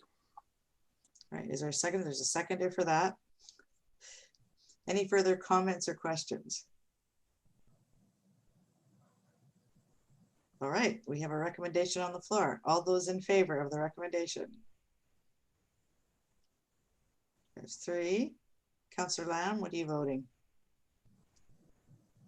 So do you understand the recommendation on the floor? The recommendation on the floor is that we do not waive any of the DCCs for the moderate income affordable market rents.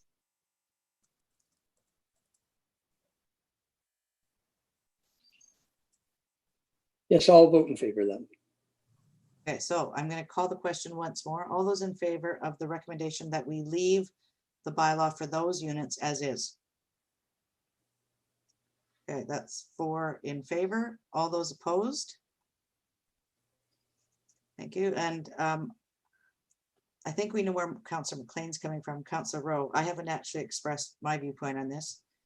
I'm more in line with Councillor Rowe on this one, in that I mean, I know the waiting list of people looking to get into this facility. These are people in our community who don't have the resources to go anyplace else. And they could build 2 of these and fill them right now.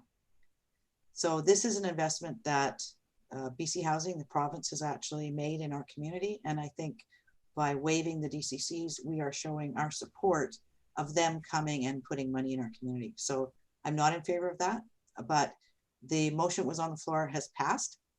So we are not making any changes to the moderate income affordable market rents in the bylaw. Is there anything further you need at this time with this, Mr. Allen? Nothing further at this time. Thank you. Thank you very much. So we're moving on to next item on our agenda. Item 10.3, and Councillor Lamb will be leaving us for this one.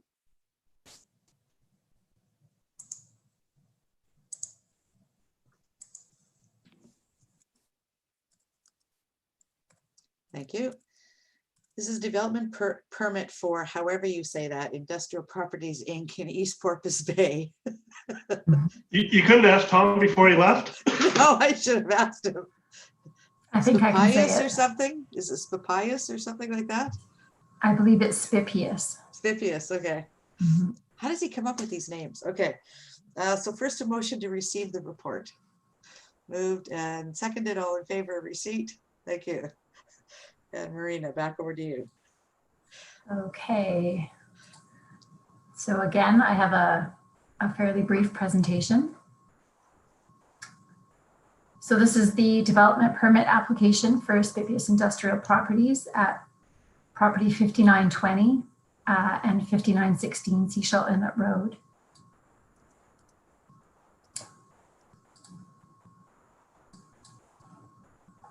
It's a form and character development permit, which applies to site development and construction of a 5-unit industrial warehouse building with the caretaker suite.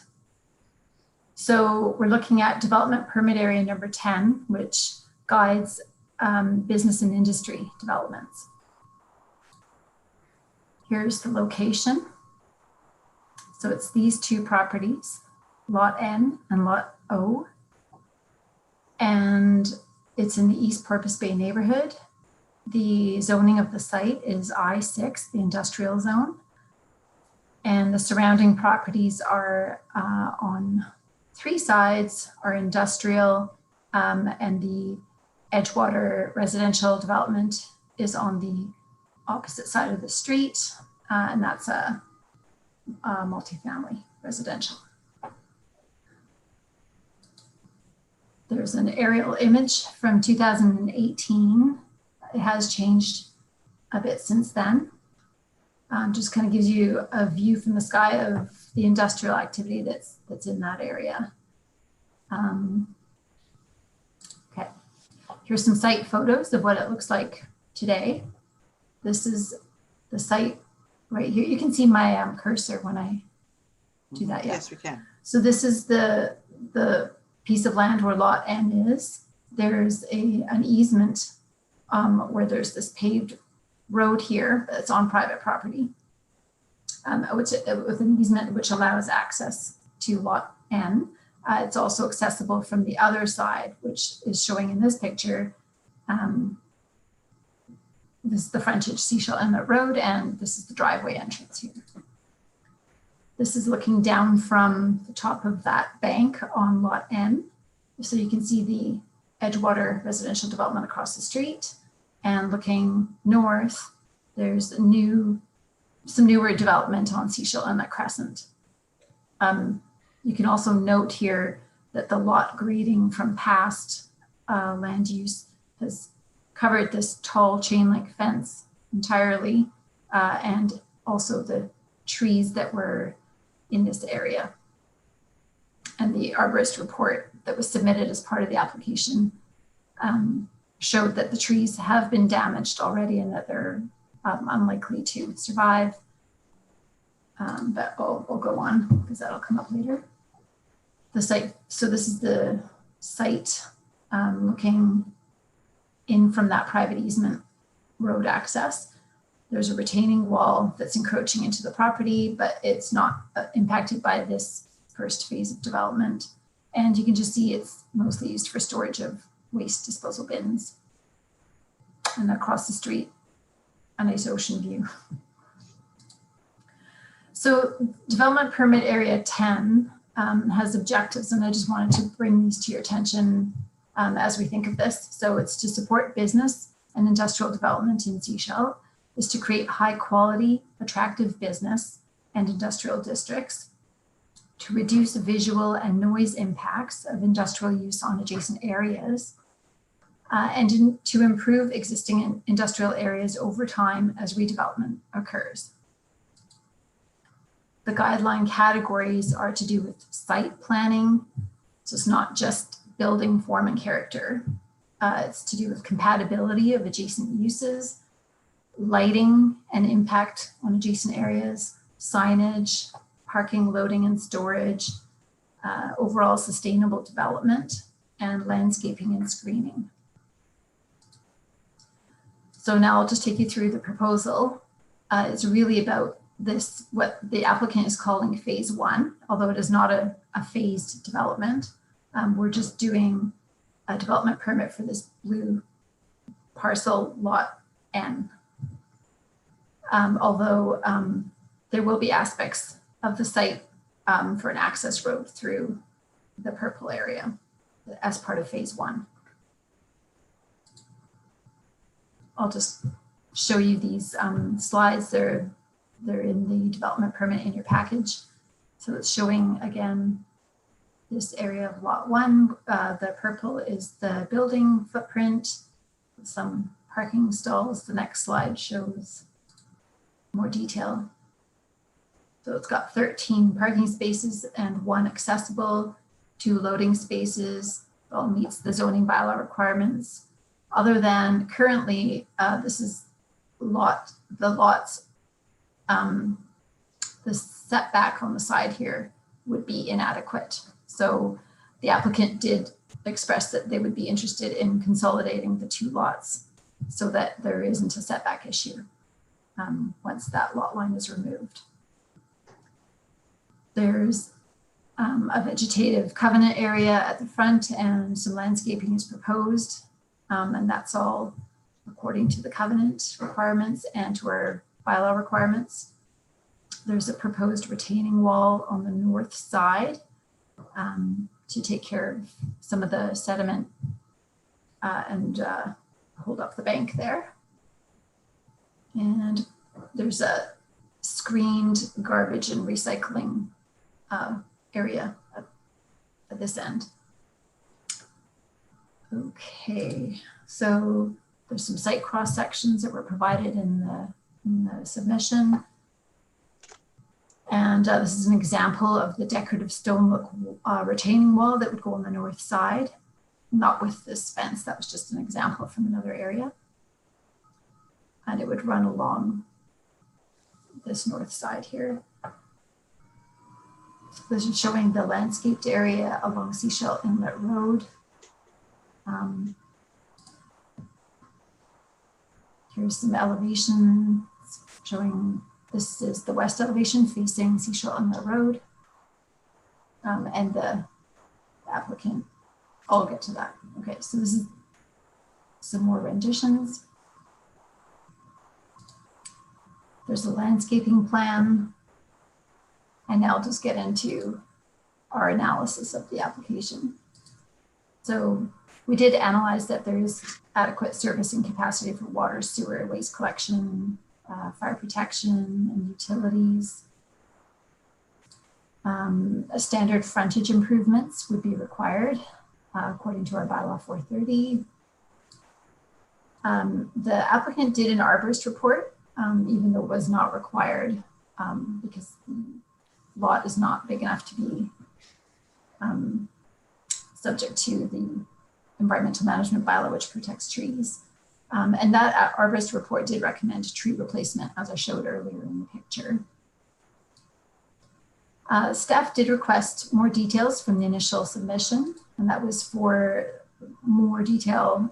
Not very much was submitted on stormwater management for the site and erosion and sediment control measures. We did get these, and the retaining wall was proposed to the north side, and more detail will be provided for both of these as the development gets into a servicing agreement and building permit stage. We requested an exterior lighting plan because nothing was provided earlier, and we did get that. And it's appropriate dark sky friendly lighting. We requested screening of recycling and waste enclosures, which was provided. And we also requested that what would be happening with the previous land use activities, which may have contaminated the soils, and the applicant has provided assurance from a qualified professional on that would be dealt with before a building permit. We requested signage details, landscaping on the site, more detail, and slope retention on the seashell and the roadside. These were not provided as the applicant felt that the signage would be dealt with through the sign bylaw, and staff were okay with that. Landscaping, if lot 0 to the south, lot O develops, that landscaping can be dealt with at a later date. As during the construction, I guess the request was that the landscaping may not survive anyways until the site is fully developed. And slope retention on seashell on the road, we did have them put a notation on the plan that if it's required, that we will do that part. So staff is fully satisfied with the applicant's submission. And APC also commented earlier in August.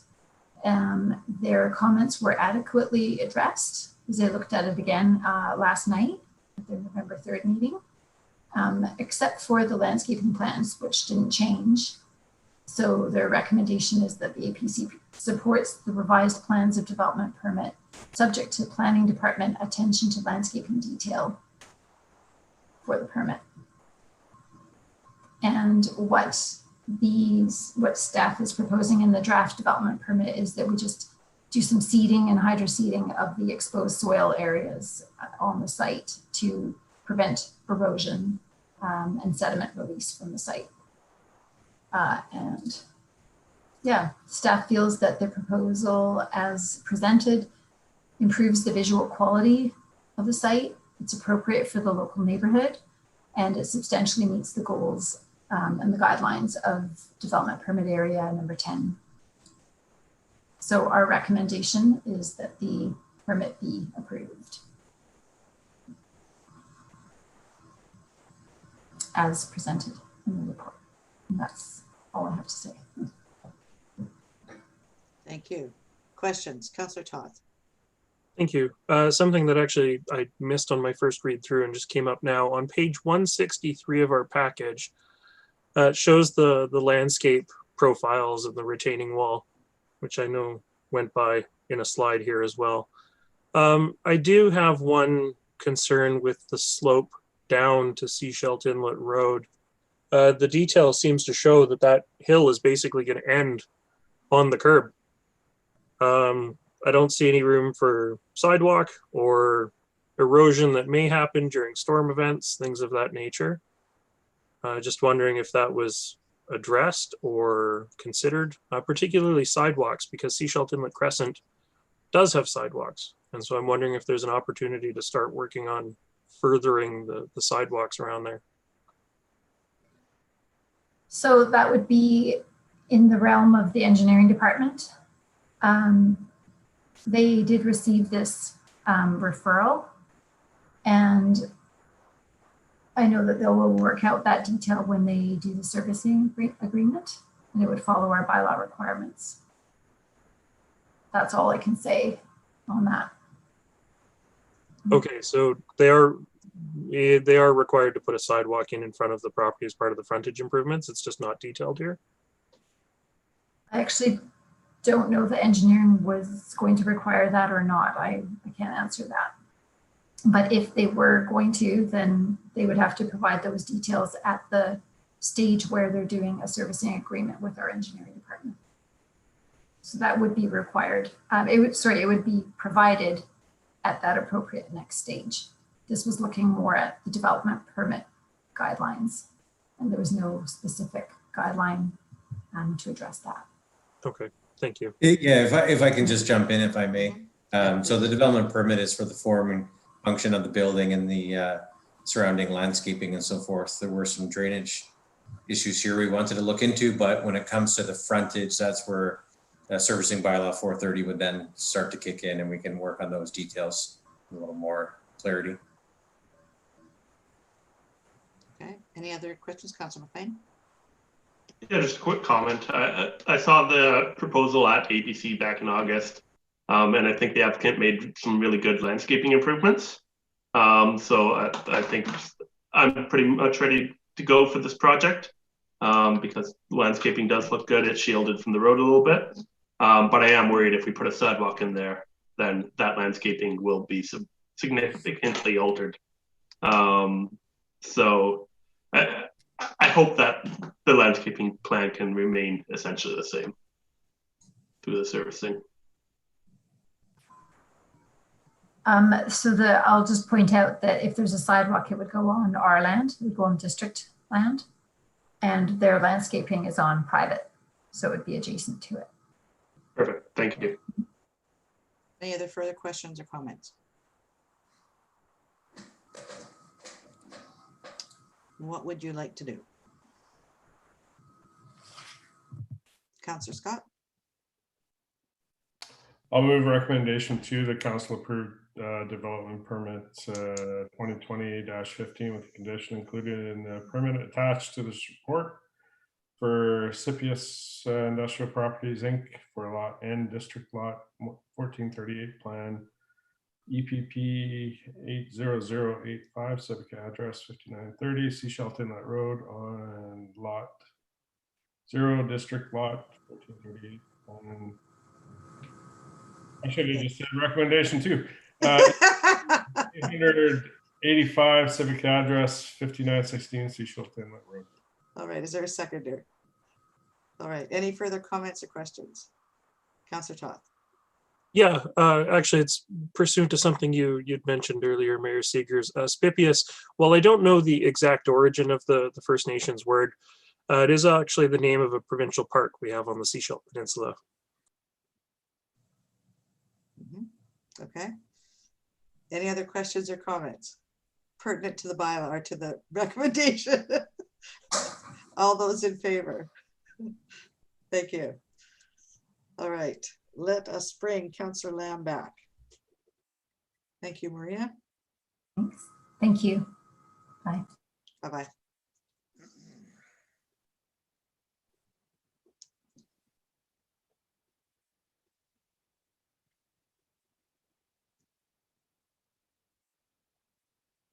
Welcome back, Councillor Lamb. We're moving on to item 10.4. This is renewal of Kirkland House sublease with Hospice Society. A motion to receive the report. Moved and seconded, all in favor? Thank you. And Joanne, over to you. Thank you, Your Worship. The purpose of this report is for Council to consider renewing the sublease that we have with the Hospice Society for use of Kirkland House. They lease the space for basically office space for their activities. The Hospice Society has actually leased the area from the district since 2011, and the arrangement has worked out quite well. The previous lease will have, I guess, has expired effective October 31st, and the society has come forward per the agreement and asked that we consider renewing the agreement. So the proposal is that the sublease be renewed for a 2-year term with a 1-year option to renew at a rent of $450 per month, which is what the society has been paying paid in the last term as well. As I note in my report, that is below market value, but the district has, over the span of the arrangement that we've had with the society, the district has provided the space at a more nominal rate, recognizing that this is a community service that is a important service to the community. So the report is in front of you with the proposed new lease attached for your consideration. Thank you. Any questions? Councillor Toth? Yeah, just a quick one for my own curiosity. You said that the rent in the previous agreement was the same, $450 a month. Has it always been $450 a month? Do we know that? It was 400. It was raised, if not the last one, then the one before. It was originally 400, and we did raise it $50. Like I say, I'm not positive if it was the last lease or the one before. Okay, I'm fine with the rates the way they are. I just wanted to know if there had been any sort of inflationary increase over the time that they've had it. So there has been some. I'm satisfied. Yeah. Councillor Scott, did you have a question or comment? No? Okay. Would someone like to make a recommendation? Councillor Toth? I will move recommendation 2, that the Kirkland House sublease with the Hospice Society be renewed for a 2-year term with a 1-year option to renew at the rent of $450 per month, and the mayor and corporate officer be authorized to execute the sublease. And a seconder? Seconded. All those in favor? Thank you. Thank you, Joanne. All right, moving on to item 11.1, council reports. We'll start with Councillor Rowe, then Toth, then Scott, Kuster, McLean, and Lamb, because that's how you appear on my screen. All right, Councillor Rowe, you're up. Well, not a whole lot to report. I did attend the first meeting of our steering committee or the advisory committee for the poverty reduction plan that has Betty Baxter and Pat Findell running it. And we had a very good conversation. There's a really good group of people that they have managed to gather together that will represent a wide variety of agencies and resources on the coast. And we also have some people with lived experience who are taking part as well. So we did have a meeting in person, socially distanced at Davis Bay Hall. Probably much of the rest of the meetings will be on Zoom. The goal is to have a report, well, it's required by the grant to have the report complete by June 2021. And the hope, well, our goal is actually to come out of it with some actionable items at a local level, as well as any other sort of advocacy work or that sort of thing. But hopefully it's going to be, it's going to have some useful things that come out of it that local governments and community agencies can look at taking on, in particular projects of their own.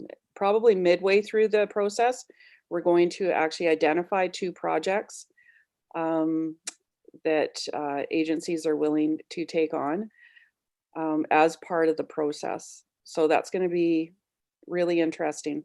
And I'm looking forward to the process. The other thing I've been involved with, not so much as council, but kind of interesting, I'm the COVID consultant, if you will, for minor hockey on the coast. And as such, I'm part of a WhatsApp group that has about 200 similar people on it that are doing the same job as me in various minor hockey associations around the Lower Mainland. And that WhatsApp group probably brings for 22 hours out of the day. I'm not surprised, but I'm always heartened when I see volunteerism and work, and the amount of work that it's requiring to do anything, not just hockey, but any sort of organization in this new world, especially when you have teams involved from other areas, is just phenomenal. And the associations that are in the Fraser Valley right now are really, really having some challenges, even though they may not have anyone identified as having COVID within their association. Just the fact that it's so heavy in the Fraser Valley right now is really causing a lot of work and angst, as you can imagine. So it was just a little aha moment I had this week, and there's so many organizations that are having to do things so differently now, and I just really appreciate all that work. That's it. Thank you. Councillor Toth. Thank you. Find my quickly scribbled notes here. I was out of town for a few days last week, so I missed both council conversations and another small community meeting. So hopefully there will be updates from that from councillors who were there. Did a COVID-friendly trick-or-treating with my daughter and a couple of her friends, which turned out to be a fairly quiet night in downtown. Lots of fireworks out in the periphery, but not a lot of people around, which was, not unexpected, but it did result in some pretty good bonanzas for my daughter and her friends, with people with way too much candy to give away.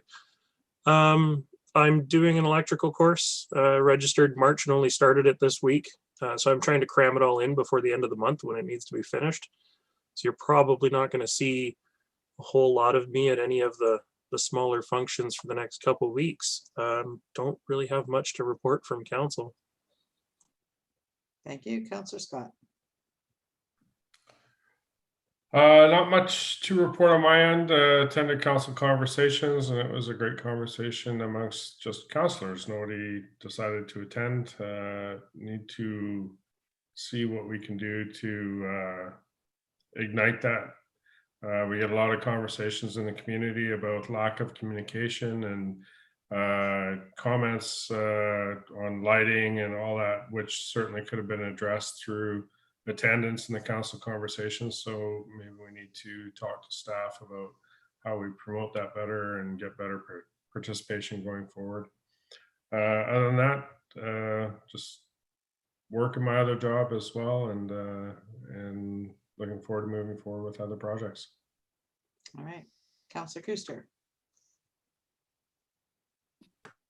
Okay, since last council, well, I attended art crawl weekend, the Saturday and Sunday. I had the absolute pleasure of taking a cedar bark hat course with Jessica Sylvie, who is an amazing basket weaver and weaver. And what was great about that is I got to do it with my mom and my aunt and of course my grandma. So it was a 2-day course, and we had a beautiful cedar bark hat at the end of it. So it was just really great. She's an amazing instructor, and it was good just to hear her story about how she came to be a weaver. And I would highly recommend anyone taking anything from Jessica. It was awesome. So that was my art crawl weekend. And then again, with Eric, I did attend council conversations, and Matt and Brenda. Again, second week in a row, or second council conversation in a row with no public input. So I totally agree with Eric that we need to try to get some people involved. That would be good. And what else did we do? We had our a Zoom meeting with the Crowston Gale Avenue neighbors, and it was kind of a nice update, positive feedback from them about how things have gotten better since our first meeting, and that was really good to hear.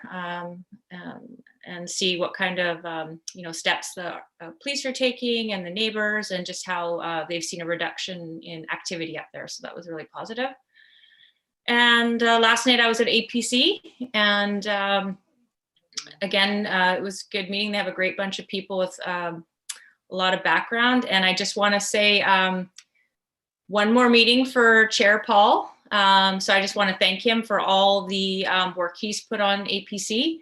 He has one more meeting and then that's it. He is done, and just appreciate all the work he's done, because he's been on APC for quite a while, even I think through last term. So thank you to Paul. And I think that's it for me. All right, Councillor McLean. Nothing to report. Thank you, Councillor Lamb. There you go. I've attended the Chamber of Commerce meeting on Monday this week, and they were just inquiring about the airport and kind of any direction that we had for it, and just wondering if what the process was as we were going to move ahead. And then they were asking about the operations center also, and just concerned about the tax increase, or what the tax increase would be to our taxes, obviously. So and I didn't have a true number for them at the time, so so that was it. That's been my day, my 2 weeks. Thanks. All right. So what have I done? ICE-T Board of Directors meeting.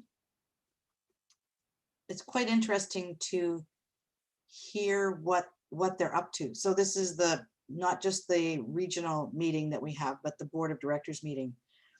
So there's a few changes. One is that Josie Osborne, for example, was the chair, and she got elected to an MLA role, and so stepped away from ICE-T. So there was some different people elected for some of the positions at the last meeting. We are still having regular meetings with Vancouver Coastal Health. So those are happening weekly on Fridays, and the school districts have now been asked to join in. So they join in as well for each of the meetings.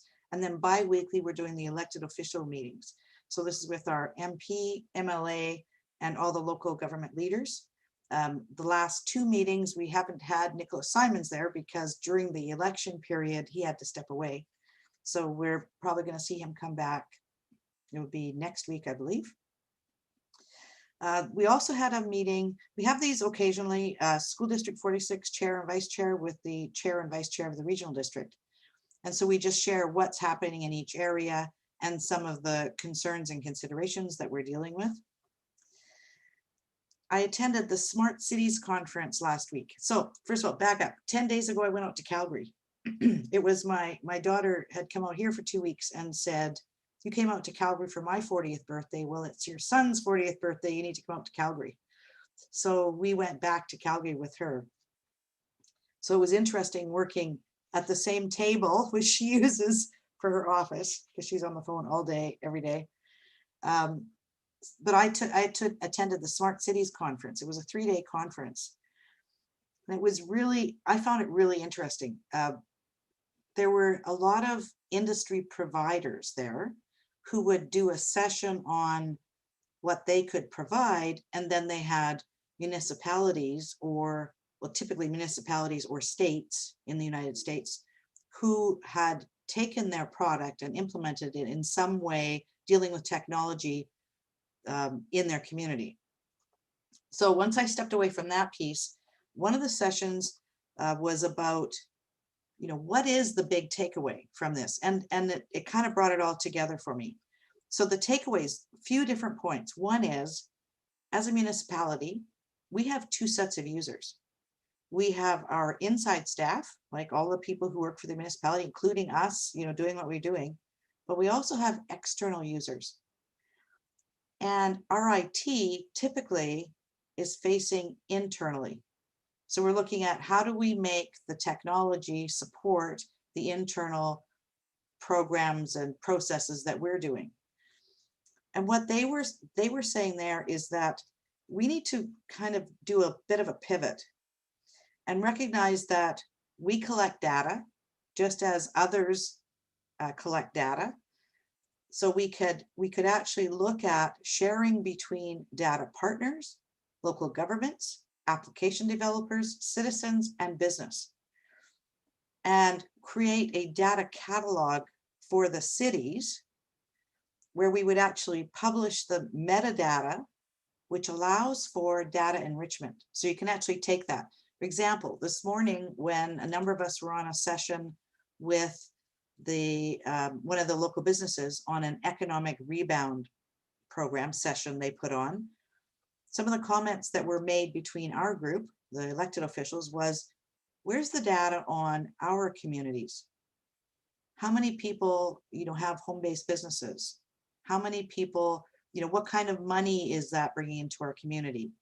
If we start looking at data that we're collecting as a base for communication and enrichment of the data, it puts a little different spin on it.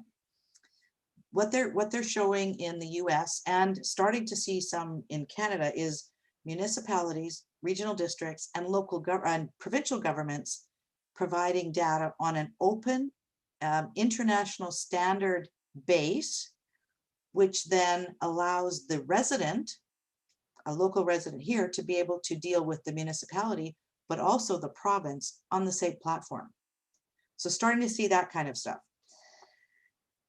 So they talked about the open international standard for the data catalog. And they said, as a community, then it would allow for collaboration, which would have our IT people work with the regional district IT people, town of Gibson's, which would put data at the fingertips of businesses and others who would be able to use that data to do some of the things like Matthew Wilson and his group came forward with, right? That data would be, we're looking at the data itself. So the three things I say we need to look at is having a clear long-range smart city strategy.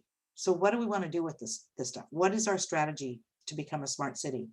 We need to have a reliable technology base. So it's not a program, it's a technology base. We would use those international standards, put those in place, and that gives vendors the direction and puts the burden on them. So if we say this is our standard, they have to actually have their software meet our standard, which means it would then be automatically integrating with the other programs and things that we have. And then they said the final thing you need is a reliable set of contractors.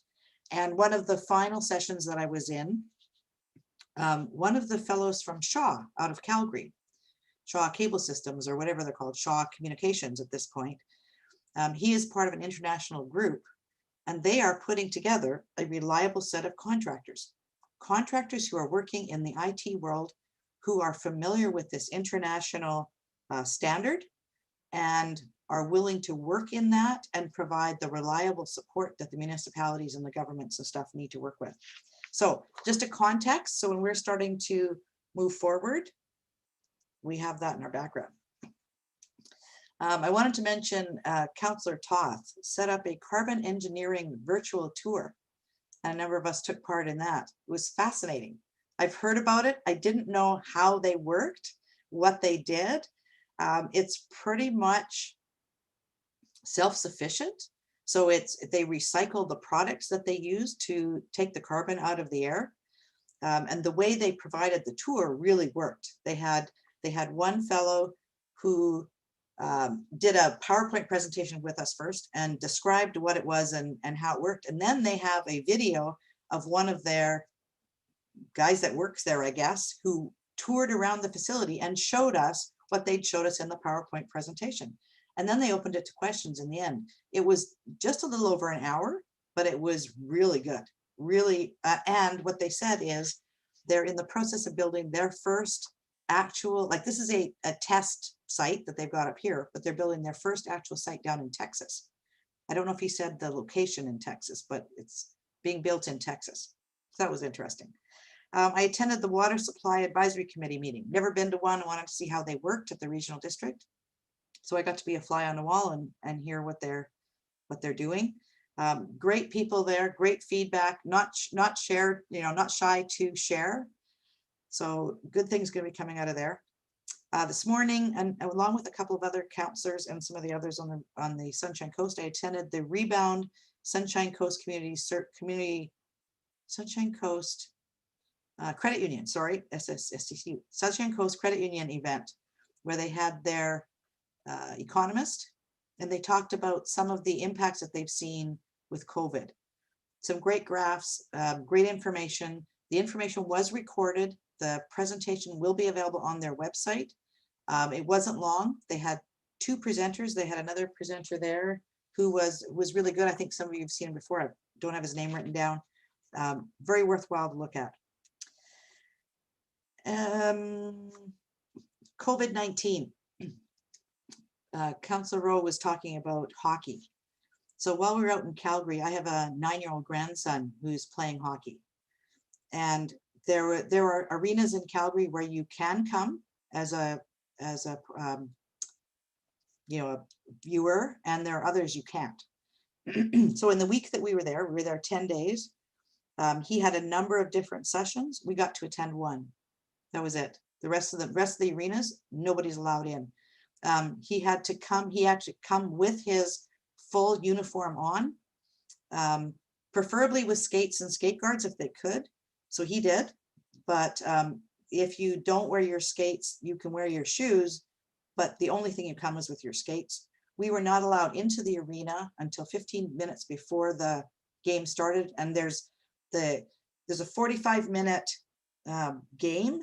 15 minutes is to clear out, and then for the other group to come back in and for them to clean the ice. So there's minimal interaction between the different groups.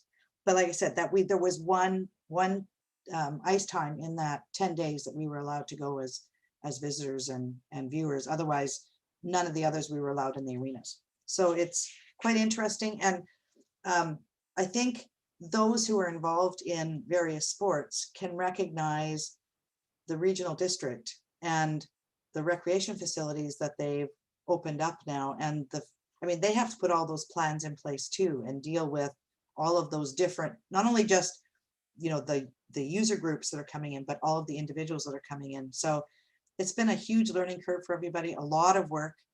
I know that they've said it's taken a lot of time and effort to put all of those safety plans in place. And then they have to make sure, they work. If they don't work, they have to do the modifications. So huge learning. And just kudos to everybody who's taking part in those activities, who's putting all of that together. And thanks for doing what you're doing. That's my report. Councillor Toth, over to you for SCRD. All right. I just wanted to actually take a moment to point out that the SCRD is actually already participating in the open data portal format. That's at scrd.ca/data-download. You can view everything from land use and geotechnical hazards to eelgrass beds and sewer line locations and hydrants. So it's really quite comprehensive. I've mentioned open data here before in terms of accessing business license data. So I'm hoping we can start moving that way as well. I've attached the report. I got to go find the report now. Not a ton to note other than at the end of the report there, I suggested a topic for discussion for today, which is, I mistakenly called it round 1 budget. It's actually a pre-budget meeting tomorrow, but if anybody has any input they want to provide to Mayor Seegers and myself for budget discussions tomorrow, now would be the time to bring that forward. At our board meeting next week, it's the board elections. So we actually have to all be at the Field Road office since staff couldn't figure out a way to do secret ballots properly. It'll be nice to actually get back in that building as well. I'm starting to really tire of Zoom, and the next 2 days are going to be all Zoom all day. So it'd be nice to actually be in a building again with people. Yeah, anyways, happy to take any questions on the SCRD report or any discussion that anybody wants to have around budget items or concerns if you did any research. Any questions or comments for Councillor Toth? Where are we at with Matt's great idea about regional granting, et cetera? Is that going to be part of budget? We did have a discussion about that at the last something meeting. It's gone now. I don't even know what meeting it was. It's in there somewhere. It was last week. Yep. Yeah, it was only last week. But staff are going to be bringing forward a proposal to do a feasibility study in 2021. So the idea is to create a new service, we have to go to either referendum or AAP. And so that is lengthy, would not happen in time for 2021. So we'll have at least one more year of funding things like that in a sort of piecemeal approach, if directors support it and if the community supports it, of course. There's another piece of that too, in that the provincial government has to support it as well.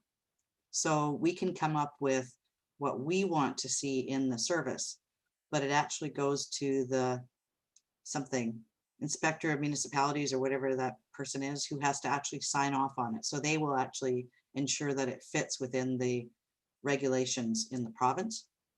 If not, it comes back to us and we have to rejig it. But we're going to see if we can make it work. There was unanimous support by all of the directors at the regional district for the idea. So we'll see where it goes. And given that we've got street lighting services out there, I can't imagine the inspector of municipalities would have problems with the specific service. It's just whether it's a priority during COVID times, because we are going to be stuck with COVID for some time to come. All right, any other questions?